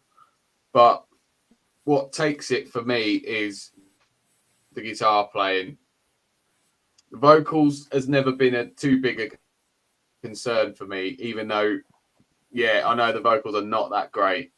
But the vocals have never been that great with Megadeth. Come on, it's Dave Mustaine. Yes. He can't bloody sing for anything. Yeah. But Peace I mean, I'm Sells not is being the- funny, but who actually listens to Megadeth for the vocals? Come on. No one. Not a soul. No. Peace Sells is my sweet spot. Yeah. I must admit, but I think for me it's because I'm obviously as an age I missed the first album for some reason. Kills my business. I didn't hear it. Just the me and my friends, we missed it totally. So the first one I heard was Peace Sells, and it blew me away. I just thought it was absolutely brilliant. Is it So Far So Good So What? Was that the next one? I actually bought that the day it came out. Thought it was absolutely brilliant. And then I heard Holy War, and I thought it was shit. I thought, what's happened? I thought, well, that's it. They peaked. So I'll admit, I still haven't listened to the whole of that, whole of Rust in Peace, because Holy War. I thought, well, if this is the single, if this is what they're pushing, forget it. And I said, I'm not a guitarist person, so if the guitars are great on it, fine, but it doesn't make an album for me. So that's, as you say, that's why it makes it for you, Josh. But for me, the guitars, I'm not really that bothered. Obviously, if the sound shit, then that bothers me. But it can be the best sounding guitar album ever. But for me, if the songs aren't good enough, the vocal delivery doesn't work, I'm not interested. So, but yeah, Peace Sells is just sublime. But I think that's for me. I think it's the songwriting. Everything just seemed to click for me. It started to go a little bit downhill after that, and then not interested. As I said, they're probably the weakest of the big four for me. Mm-hmm. Yeah, that's fair. So, well done, Josh. Well done, buddy. Fair enough. There we go. Oh, that went quite well, I think. Yeah, so what else so we got? Anything else to waffle about? My fucking top, you bastard. Oh, no, we don't care about yours, Trev. Of course not. Nobody gives a fuck about the fat we haven't done. Oh, go on, then. I'll let you pick one. All right, I'll make it quick. One? What do you mean? Ha! What a bunch of tearsy bastards. Okay. So I'm gonna cheat a little bit because I have a fucking honorable mention, and it would be technically number 4. And the only reason why I am putting this in here is because I had a really hard time between this and my actual number 3. This record has sat with me for probably, since about 2005 when I really dove deep into the fucking band. And I know this record come out like much later, or much earlier, like in 95. It's this. This record is the reason why I so deeply love a lot of the stoner, sludgy sort of stuff. Again, there's the blues, there's the heaviness, there's the soulful vocals in, songs like, Stone the Crow and Jail and Rehab and Hail the Leaf and all that shit. This record means just as much to me as my other 3. So because, like I say, it is the 4th, I'm just going to kind of move on from this. The next record, which is number 3, this sits with me for a whole other reason. When I went through probably one of the worst times in my days, I listened to this record non-fucking stop on my Discman because, do you know what those are, Josh? Discmans. You put your CD in, it spins, and have headphones. I know what. I'm just making sure because some of you kids don't remember things. Hard one. I had a mini disc player as well. I had a personal mini disc player as well. So, I'm not sure. Poor Josh. So this one here, this is Slayer's best record. Yes, I know we have Raining Blood. Yes, I know we have South of Heaven. This is their best record. Of course, my opinion. You guys can tell me to go fuck off, whatever you choose. This is what I would call the start of death metal. And a little bit of black metal. If you listen to it if you just completely shut the entire world off, zone out and listen to this, you're going to hear a lot of those sort of, there's a tinge of black metal in there, not a lot. But with songs like Necrophiliac, At Dawn They Sleep, Praise of Death, when you listen to these and you hear the bass and just the way the riffs were, the which is the intro to Necrophiliac. Of course, lyrically, it's very much death metal because it's all about tearing bodies up and all that shit. Of course, this is a repress from 2008. And of course, it's got all the lyrics on here, and it's got, devil bums and things because why not? And of course, I have it on yellow vinyl, which to me is still weird, but whatever. It's fucking Helloweights. This has been, again, one of probably my biggest Slayer records, just because I listened to it while I was going through such a rough time in my day-to-day. Helloweights. Best thrash record, if you want my fucking opinion, which most of you probably don't, and Slayer's best record as a whole. The production is really, it's soaked in reverb. Tom sounds like he's possessed by something. You can hear the bass in full, unlike most Metallica records. Haha. You can hear a little bit of it in the early stuff, but not much. You can actually hear the bass on this, and the guitars are nasty. And it's pretty much when they were fucking completely insane. Look at these guys. Look at them. They're fucking children look at this weirdo. Who's that guy? He's got fucking hair. Anywho, that's besides the point. Now, moving on to my number 2. I'm going to show all the formats because, again, I'm mental. From the opening notes of Hole in the Sky, this record has caused me a lot of good times. Symptom of the Universe, Megalomania, that fucking thing. That's probably this is one of Ozzy's best performances on the microphone ever. Ever. There's no other record that he's on that he beats this. There's no fucking possible way. He's so pissed off. They were going through such a transition with the whole fucking label. If you just go and, Am I Going Insane is a bit weird, but it's kind of trippy. And then leading into the Writ, fuck. Every time I listen to the Writ, I just want to punch things, all of the things, as much as I humanly can. The album cover's still fucking weird, but Tony sitting down, Geezer looks like he's on something. Bill Ward in these fucking red pants. And Ozzy in a kimono because fucking weirdo. The drugs were great back in 75. Yeah, 75. But yeah, Megalomania, and the rest of the record is just fucking sheer perfection. One of my favorite Sab records. Next to that would be Master Reality, and then Volume 4. Paranoid can just kind of go half fuck itself. Look at these clowns. We're just on every other fucking drug known to man. Look. He looks like Matt Pike if Matt Pike did a bunch of coke. Does he not? They don't look sober. They don't look very sober. No. And I don't think they were. Not at all. Oh, Sabbath, how I love you dearly. And number one, I know if Gordon's still watching, he's gonna love the fuck out of this. Again, yeah, yes. DC is the greatest fucking rock and roll band. Everybody else can literally fuck themselves. I don't care about the Beatles, and I don't care about the Stones in comparison to AC/DC. I love the Stones, and I like the Beatles, but these guys, there is no better rock and roll record than this. This is their greatest achievement. Yes, I know we have Back in Black.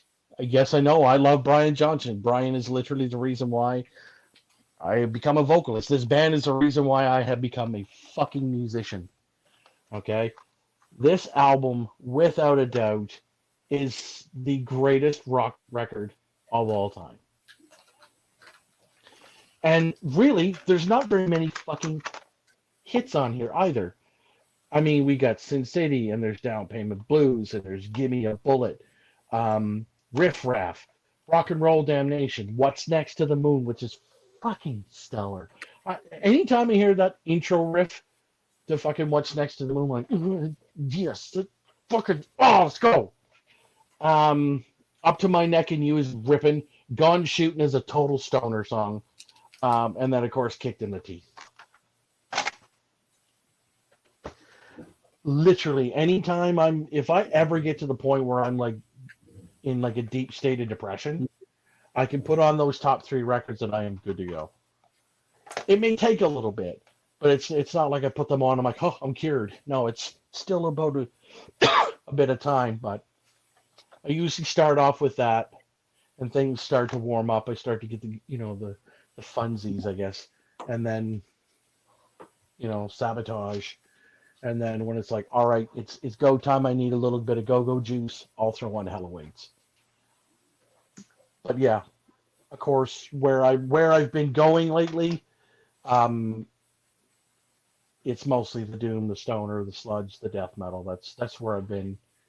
And of course, I've probably played this far more than I should have lately, but that's okay because it's that fucking good. But yeah. That is my top three of all time.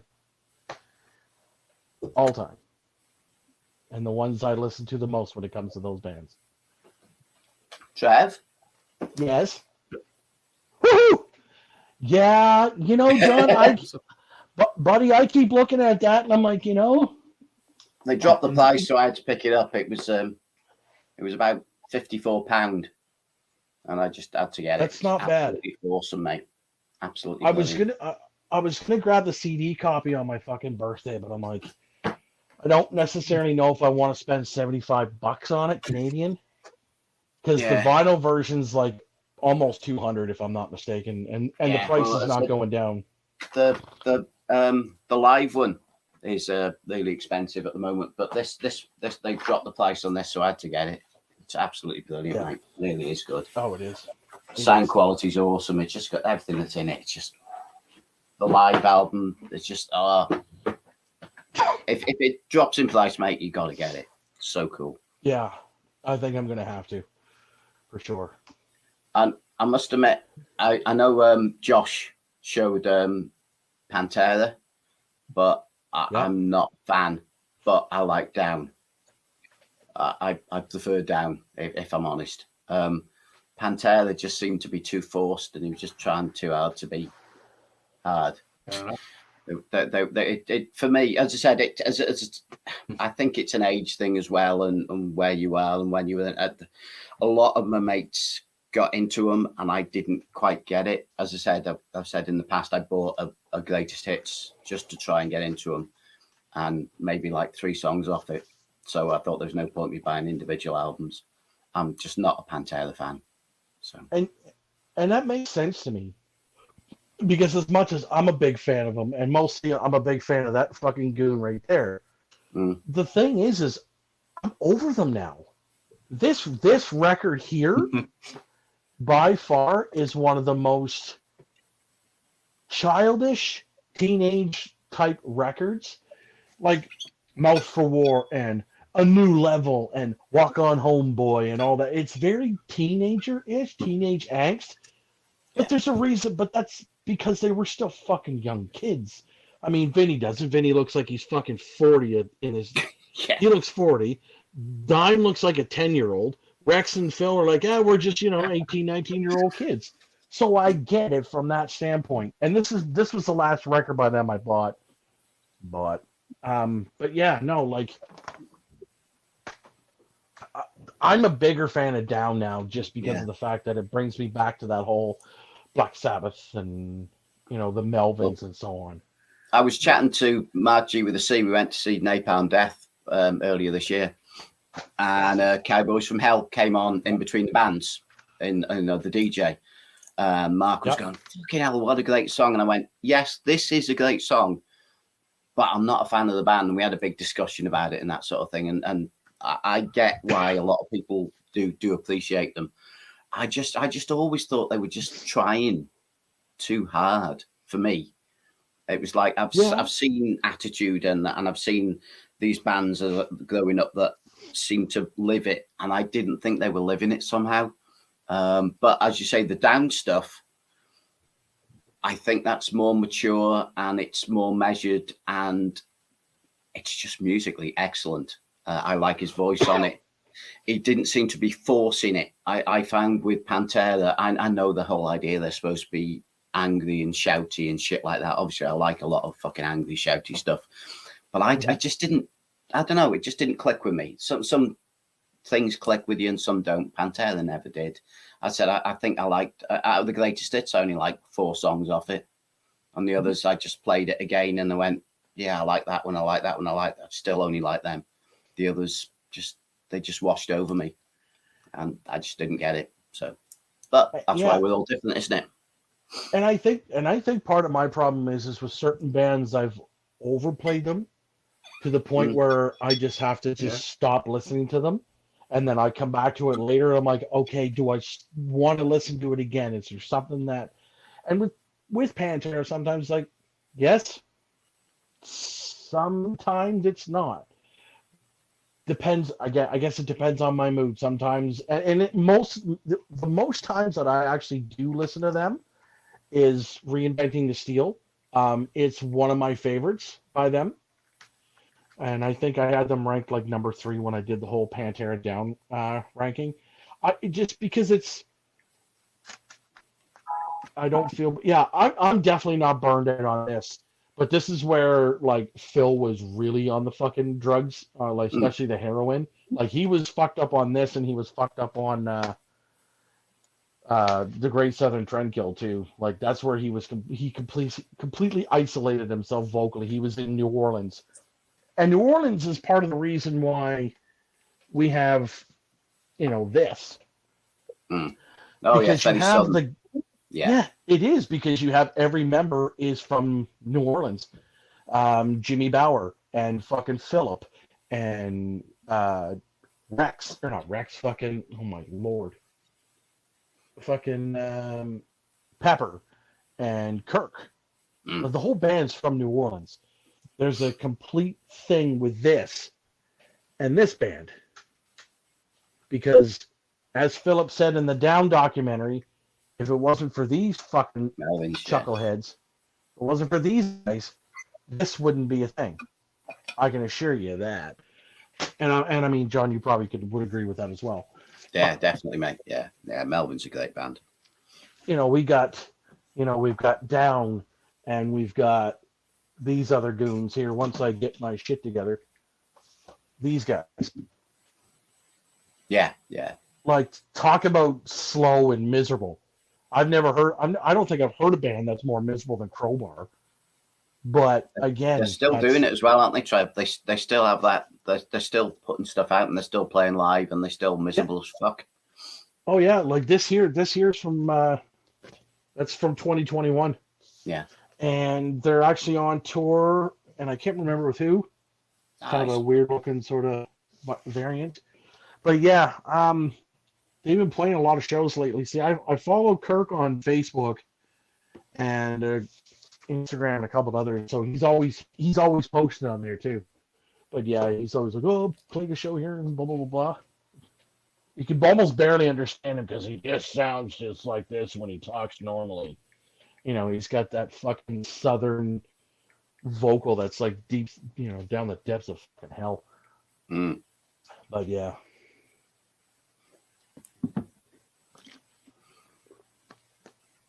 So yeah, didn't we have one other thing that we were going to do, Josh, or no?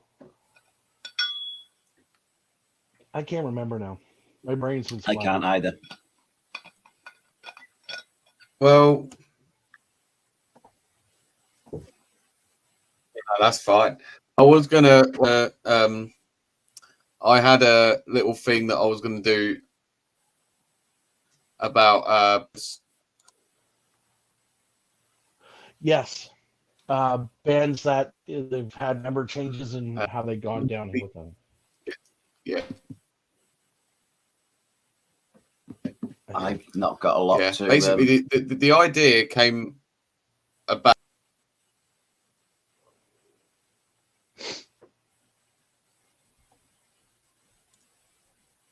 Frozen again, Josh.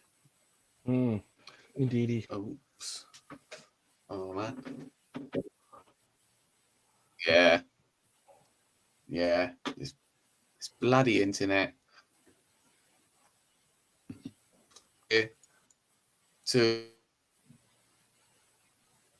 sort of go about was like, I got the recent events in Slipknot where they've just been losing members.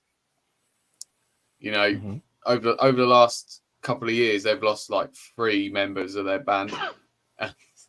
It's it kind of is getting to the point now where like losing.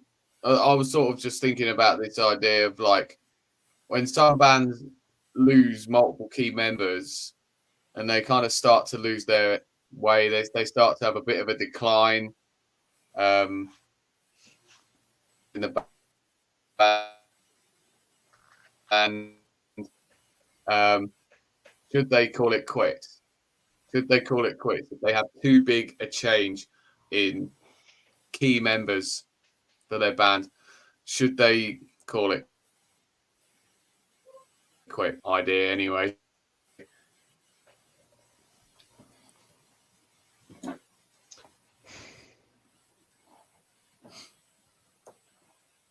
It's a weird one. It is. Because, if you don't mind me jumping in quick. I think that it's been happening for the whole stream. I think there's almost like a 5-second delay from when I stop talking for when you, or from when on my end when you get the end of my sentence, if that makes sense. Mm-hmm. I think it's been happening for the whole stream, but yeah, it is what it is. But I can start. Okay. Yeah, it's just been annoying today. I've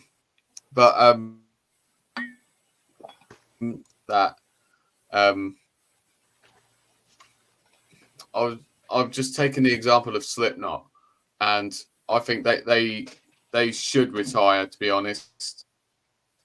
Mm-hmm. Because the lost. Well, we can take this all the way back to 2019 when they lost Chris Fenn. They lost Chris Fenn, and that was all about money issues. And now, more recently, they lost Craig, which I know that's not really a big loss because all he does is like a load of bloody samples and keyboards and stuff. It's not like it's the original guys, and he's just one of those guys that you thought he probably would never leave, and then all of a sudden he's gone. and they didn't really. They like to cover it up, the main, and then they deleted it very quickly after they put it out. And then about a month or two ago, they let the drummer Jay. He's a fantastic jazz drummer. I think his name is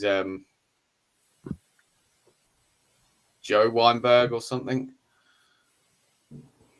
Oh, his dad, Matt. He's an amazing drummer, and I know that he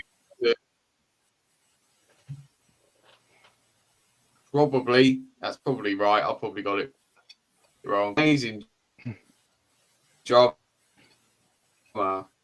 and I know that he was a Slipknot fan from, and the exact same thing happened. You know, they sort of statement out, and then it was gone, and then it come out apparently that he did some kind of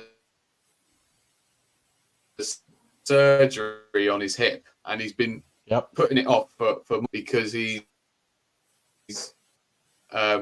you know, because of touring commitments, and it kind of just makes you feel like that there's got to be something wrong there with the band. You know, they're in a massive decline right now. You know, they put an album out last year, and I, for one, didn't like it. I thought it was a bit crap and a bit, you know, I don't know, it just didn't really feel very inspired. The album. Do you think it's and something to do? There's even talk.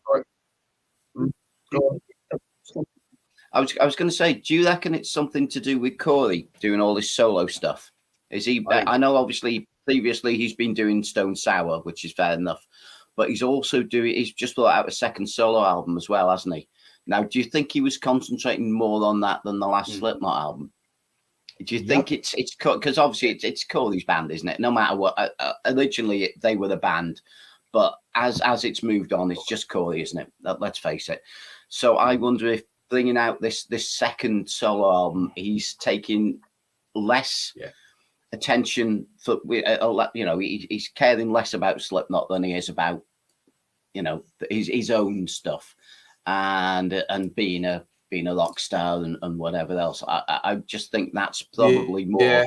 And the other members of the band, they're probably asking, "Oh, should we do this? Are we going to tour? We're going to do this, that, and the other." And he's probably not coming back to him, or he's saying, "Oh, I don't know, I've got things to do." And they probably just got fucking bored with him, bored with his shit, and gone, "Do you know what? Fuck this. We can't be arsed." I think that's what's happening, and I think the band are imploding because of he's, you know, thinks he's a mega rock star now, and Slipknot aren't his number one. You know, sort of priority. But that's my take on it from the outside, because I'm not a major fan, but that's what I think's happening. Right. Probably right. Yeah. I think as well is Sean Clown Crane as well. It's almost like I think he has got a pretty big say in what happens as well in the band. Mm-hmm. It's almost like ever since, and you can almost trace this back to when they lost Paul Gray and when they lost Joey Jordison.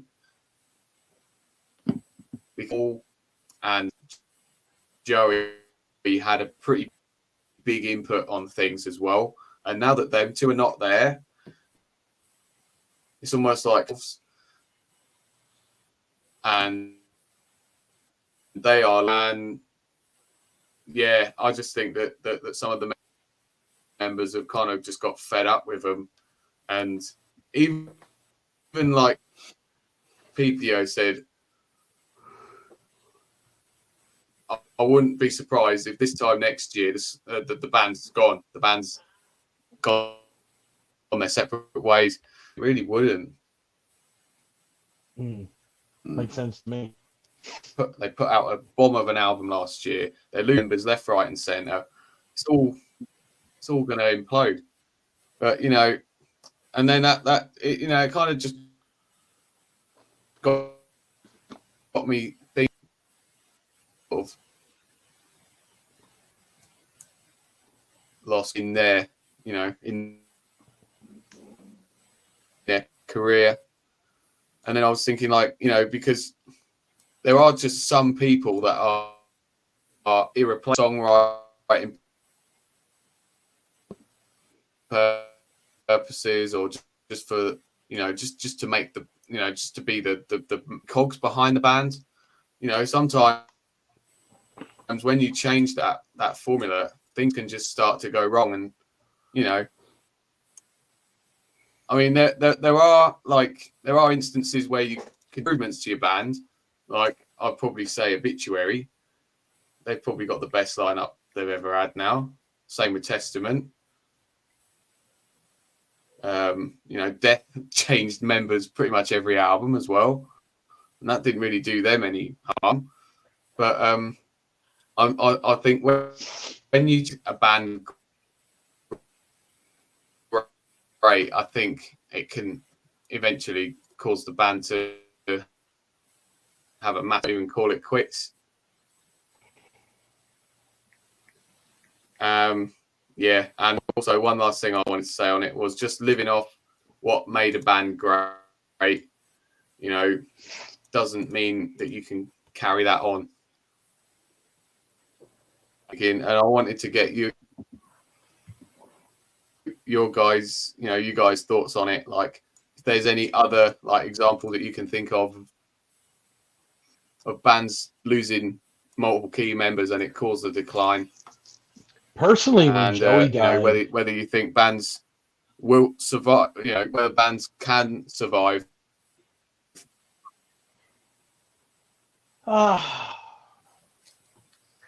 Bands can survive. It really depends on the band, I guess. I know when Joey was gone from Slipknot, you could pretty much call it a day with them. When Paul Gray died, that was also a big thing too. Paul was one of the founding members of the band. No offense to the new guy, but it's just not the same without Paul.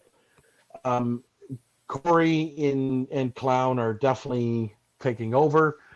They've definitely made their statements. The new record that was out, about a year or so ago, or whatever it was, it's shit. It's 100% shit. I listened to 2 songs and said, nope. And then I kept seeing all these interviews and all these videos and stuff talking about Jim had little to no say in what was being written and recorded. He didn't even contribute anything. I'm like, okay, is that a him thing? Did he just say, I don't want to contribute anything, or did he have no input? As far as I'm concerned, Jim Root and Mick Thompson, if it wasn't for those guys, the band would suck 110,000%. And I wholeheartedly agree that probably sometime next year the band will be done. I've seen enough memes now where it's literally just the All Hope Is Gone album cover. Corey's there, and it just says all band is gone. I'm like, yeah, pretty fucking much, man. I've never really been a big Slipknot fan. I really do like the first 2 records. That's fine. I understand that. Those 2 records were kicking everybody's ass back in the day, but once they started to kind of move into where they are now, I kind of checked out. The 2 guys that I love the most out of that band are definitely Mick and Jim. Jim being my favorite member of Slipknot, just because of how badass and how fucking relaxed he is. He's just such a chill dude in person. I've seen so many interviews with that guy, and he's like a 2-year-old when it comes to guitars and gear. But yeah, that's pretty much my thoughts on it. Not really a whole lot new other than what you guys have already said. So yeah. Yeah. I mean, bands that can survive. I mean, we've seen plenty of those. I mean, geez. Obviously. I mean, if you want, again, you guys all know that that there's nothing past these four.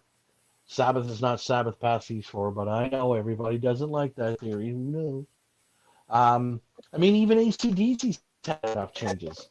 I mean, first, leading up to the very first release, they have more lineup changes than I've changed my underwear. Um, Yeah, but they do like, you got to think, Trevor, they were the new band. So a lot of new Yeah. bands do have a lot of, sort of people coming and going. And especially when they're bringing out their first record, as like, I obviously don't know, 'cause I've never been involved with that sort of thing, but I'm sure there's people going, well, it was all right just for the bit, but I don't want to do the touring commitments, or I don't want to do this, that, and the other than young families and that. So young bands, you always find there's a lot of coming and goings at the start with them until they get a, but as you say, I think for me, it's more as the band gets older and older, and certain members decide to go, and certain other members decide to stay on. I think that's when it can become a bit of a joke. And especially when you get two versions of a band, when you get all these old legacy bands where two members want to try and keep the name, and they call it, yes. That's when it becomes just time to split. KK's Priest, for instance. Jeff Tate's fucking garbage version of Queensrÿche. Exactly.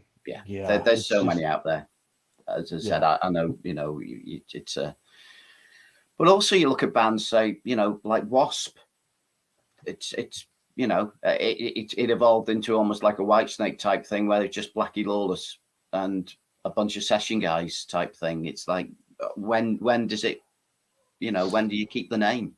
I don't know. It's some people seem to carry on liking them no matter what these bands put out, and it's hard.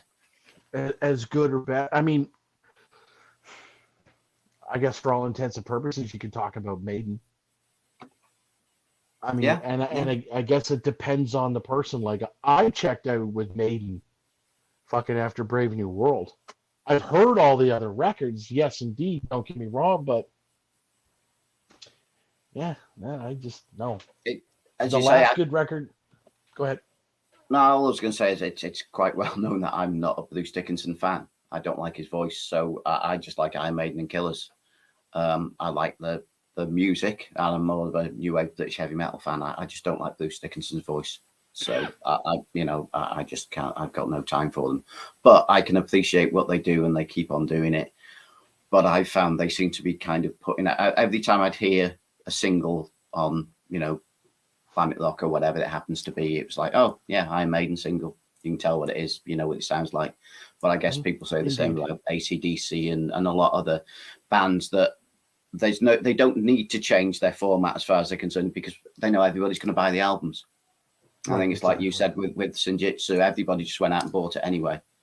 They whether they liked it or not initially at the time, because it's Iron Maiden, they'll buy it and they'll play it and they'll play it and play it, and then it'll click and they'll go, oh yeah, I now love this album. But I said I just don't like Bruce's voice, so it's like, I'm not going to follow a band if every time I hear it go, oh yeah, there we go.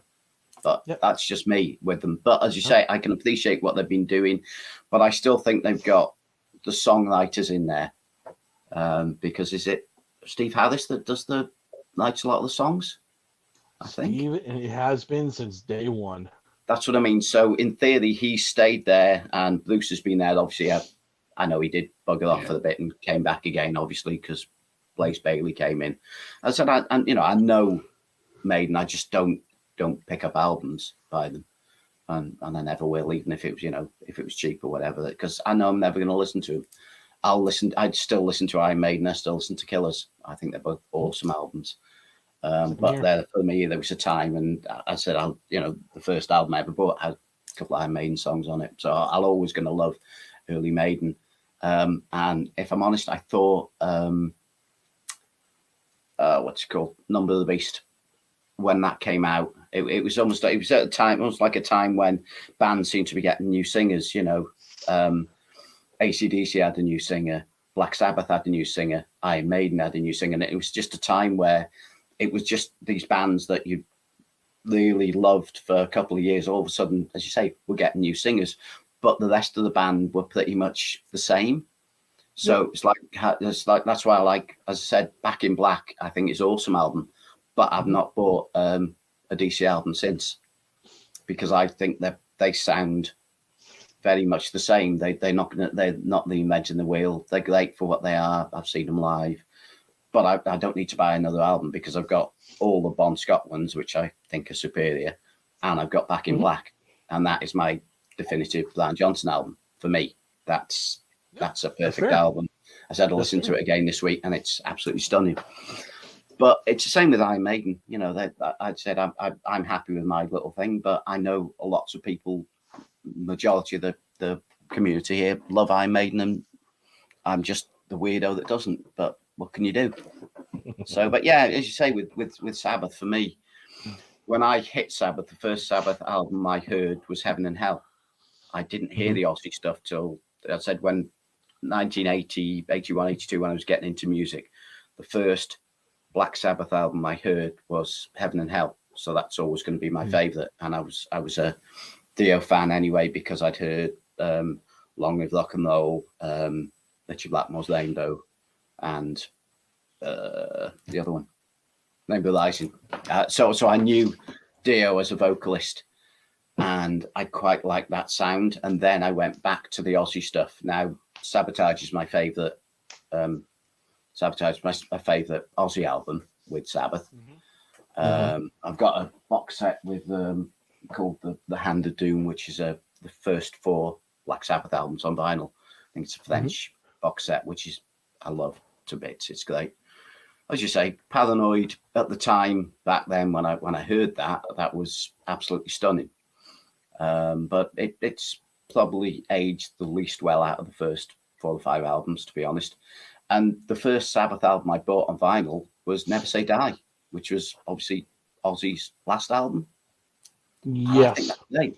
I like that album, but that's the band falling apart again, drugs and various other things, and they weren't talking that. But I just quite like the edge on it, and stuff like Junior's Eyes and the track Never Say Die. I think it's great, but most people hate it, so this is why I'm just a weird person in the VC, and I don't like the same shit as everybody else. So, but we are what we are. And it'd be weird if we all like the same shit, wouldn't it? So you absolutely get that correct, sir.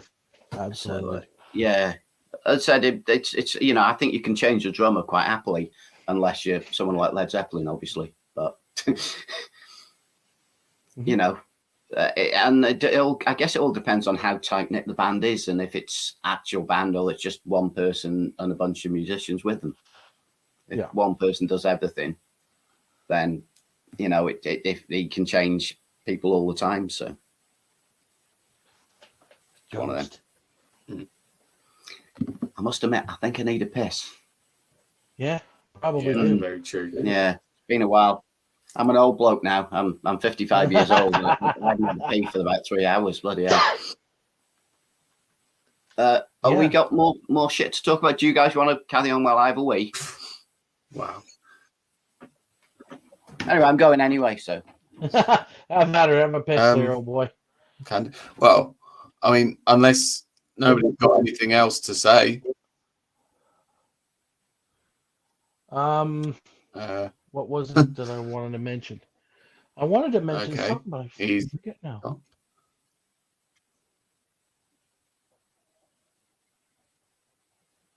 The new Bruce Dickinson single's out. Have you heard it yet?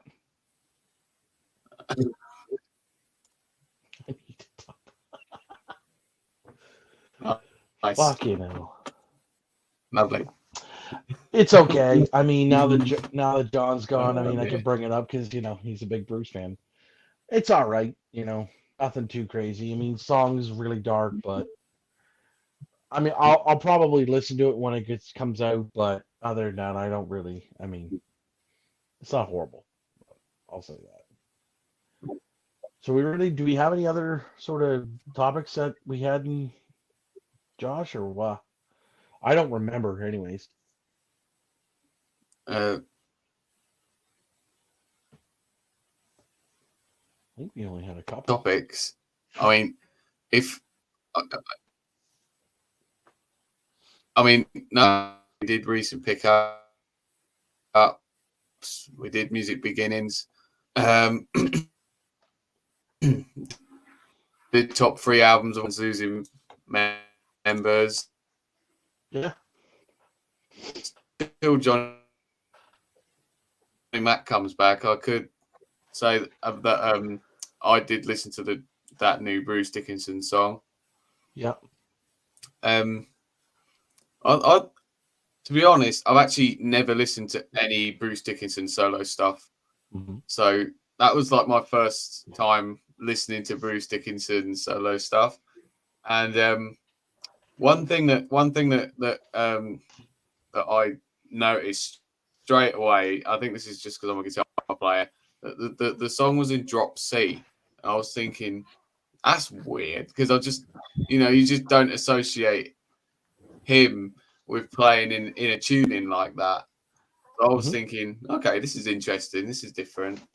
But yeah, I thought it didn't really blow me away. I mean, I know some people were saying that it's better than the new Maiden album, which 100%. It might be, but 100%. Didn't necessarily blow me away massively.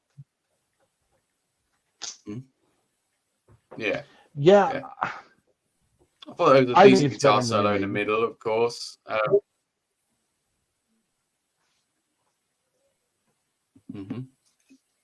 Yeah, that's fair. That's cool. Yeah, I thought it was pretty good. The only bit I didn't like was after the guitar solo, and then Bruce Dickinson was doing all this wailing stuff, and I was thinking, what on earth are you doing, man? But apart from that, like the rest of it, I thought it was all right. And I think there's going to be like some weird like concept story behind it, because it even had like video, and it was basically like this story, and it said the story was written by Bruce Dickinson. So I don't know if the album is going to have this whole like story that he wrote to go with the music. I don't know, but it's kind of what he tends to do with his solo stuff, I find. Like a concept album, then. Pretty much. Okay. Simon, you're wrong, sir. Unless you're being sarcastic. It's hard to say with Simon, isn't it? Hard to say. Yeah. I mean, yeah, the lower tuning thing for Bruce, you kind of have to, because, well, fucking, Bruce can't sing high notes anymore. So, you kind of have to tune down to kind of match the vocalist. That's normally what a lot of guys will do when it comes to writing songs and riffs and that kind of thing. So, yeah. But yeah, definitely better than the new Maiden. But again, that doesn't take much coming out of my yap. You guys know this. Yeah. But yeah. That's pretty much all we really had, wasn't it, boys? Yeah, I think so. Yeah, that's true. And Josh has been in struggle for us the whole night. Yeah, I'm guessing John's not listened to it. No, God, no. Yeah, I know. It's been crap, to be honest. This kind of like that internet of yours, huh?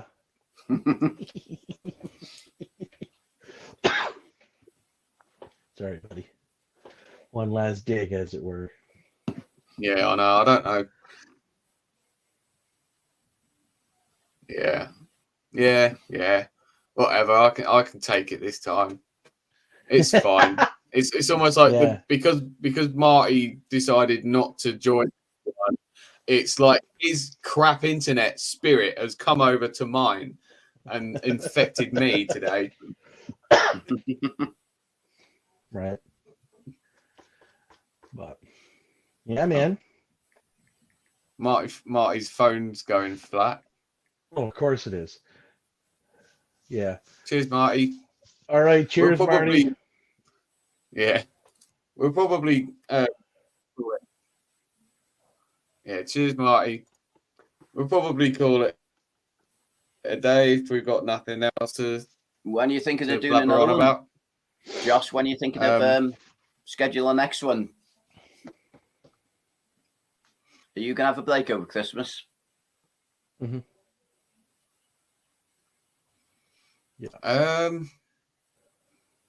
I don't know.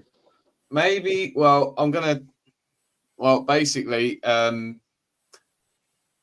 the end of, at this month in December, I'm basically doing my last videos of the year. I've actually already filmed my videos, so this is actually the last thing I'm going to do this year, Cool. in terms of videos and that, because all the videos that I've got to come out are all, they're all. I've been basically this week I've been editing them all, so then they're all ready to go throughout this month. And then I'm going to take a couple of weeks off and then come back sort of mid-January. And then, so I'll probably be to do one in January. Yeah, can do, unless you want to leave it till, it'd be cool if we first week in Feb. could get maybe.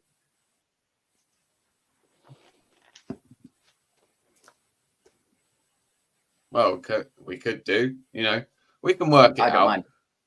Yeah, we can. The last week in January, I'm maybe start February. Yeah, the last week in Jan, I'm going up to Scotland to the Dead of Winter Festival. I know there's about 10, 15, 20 of the other guys going. Marty's coming across.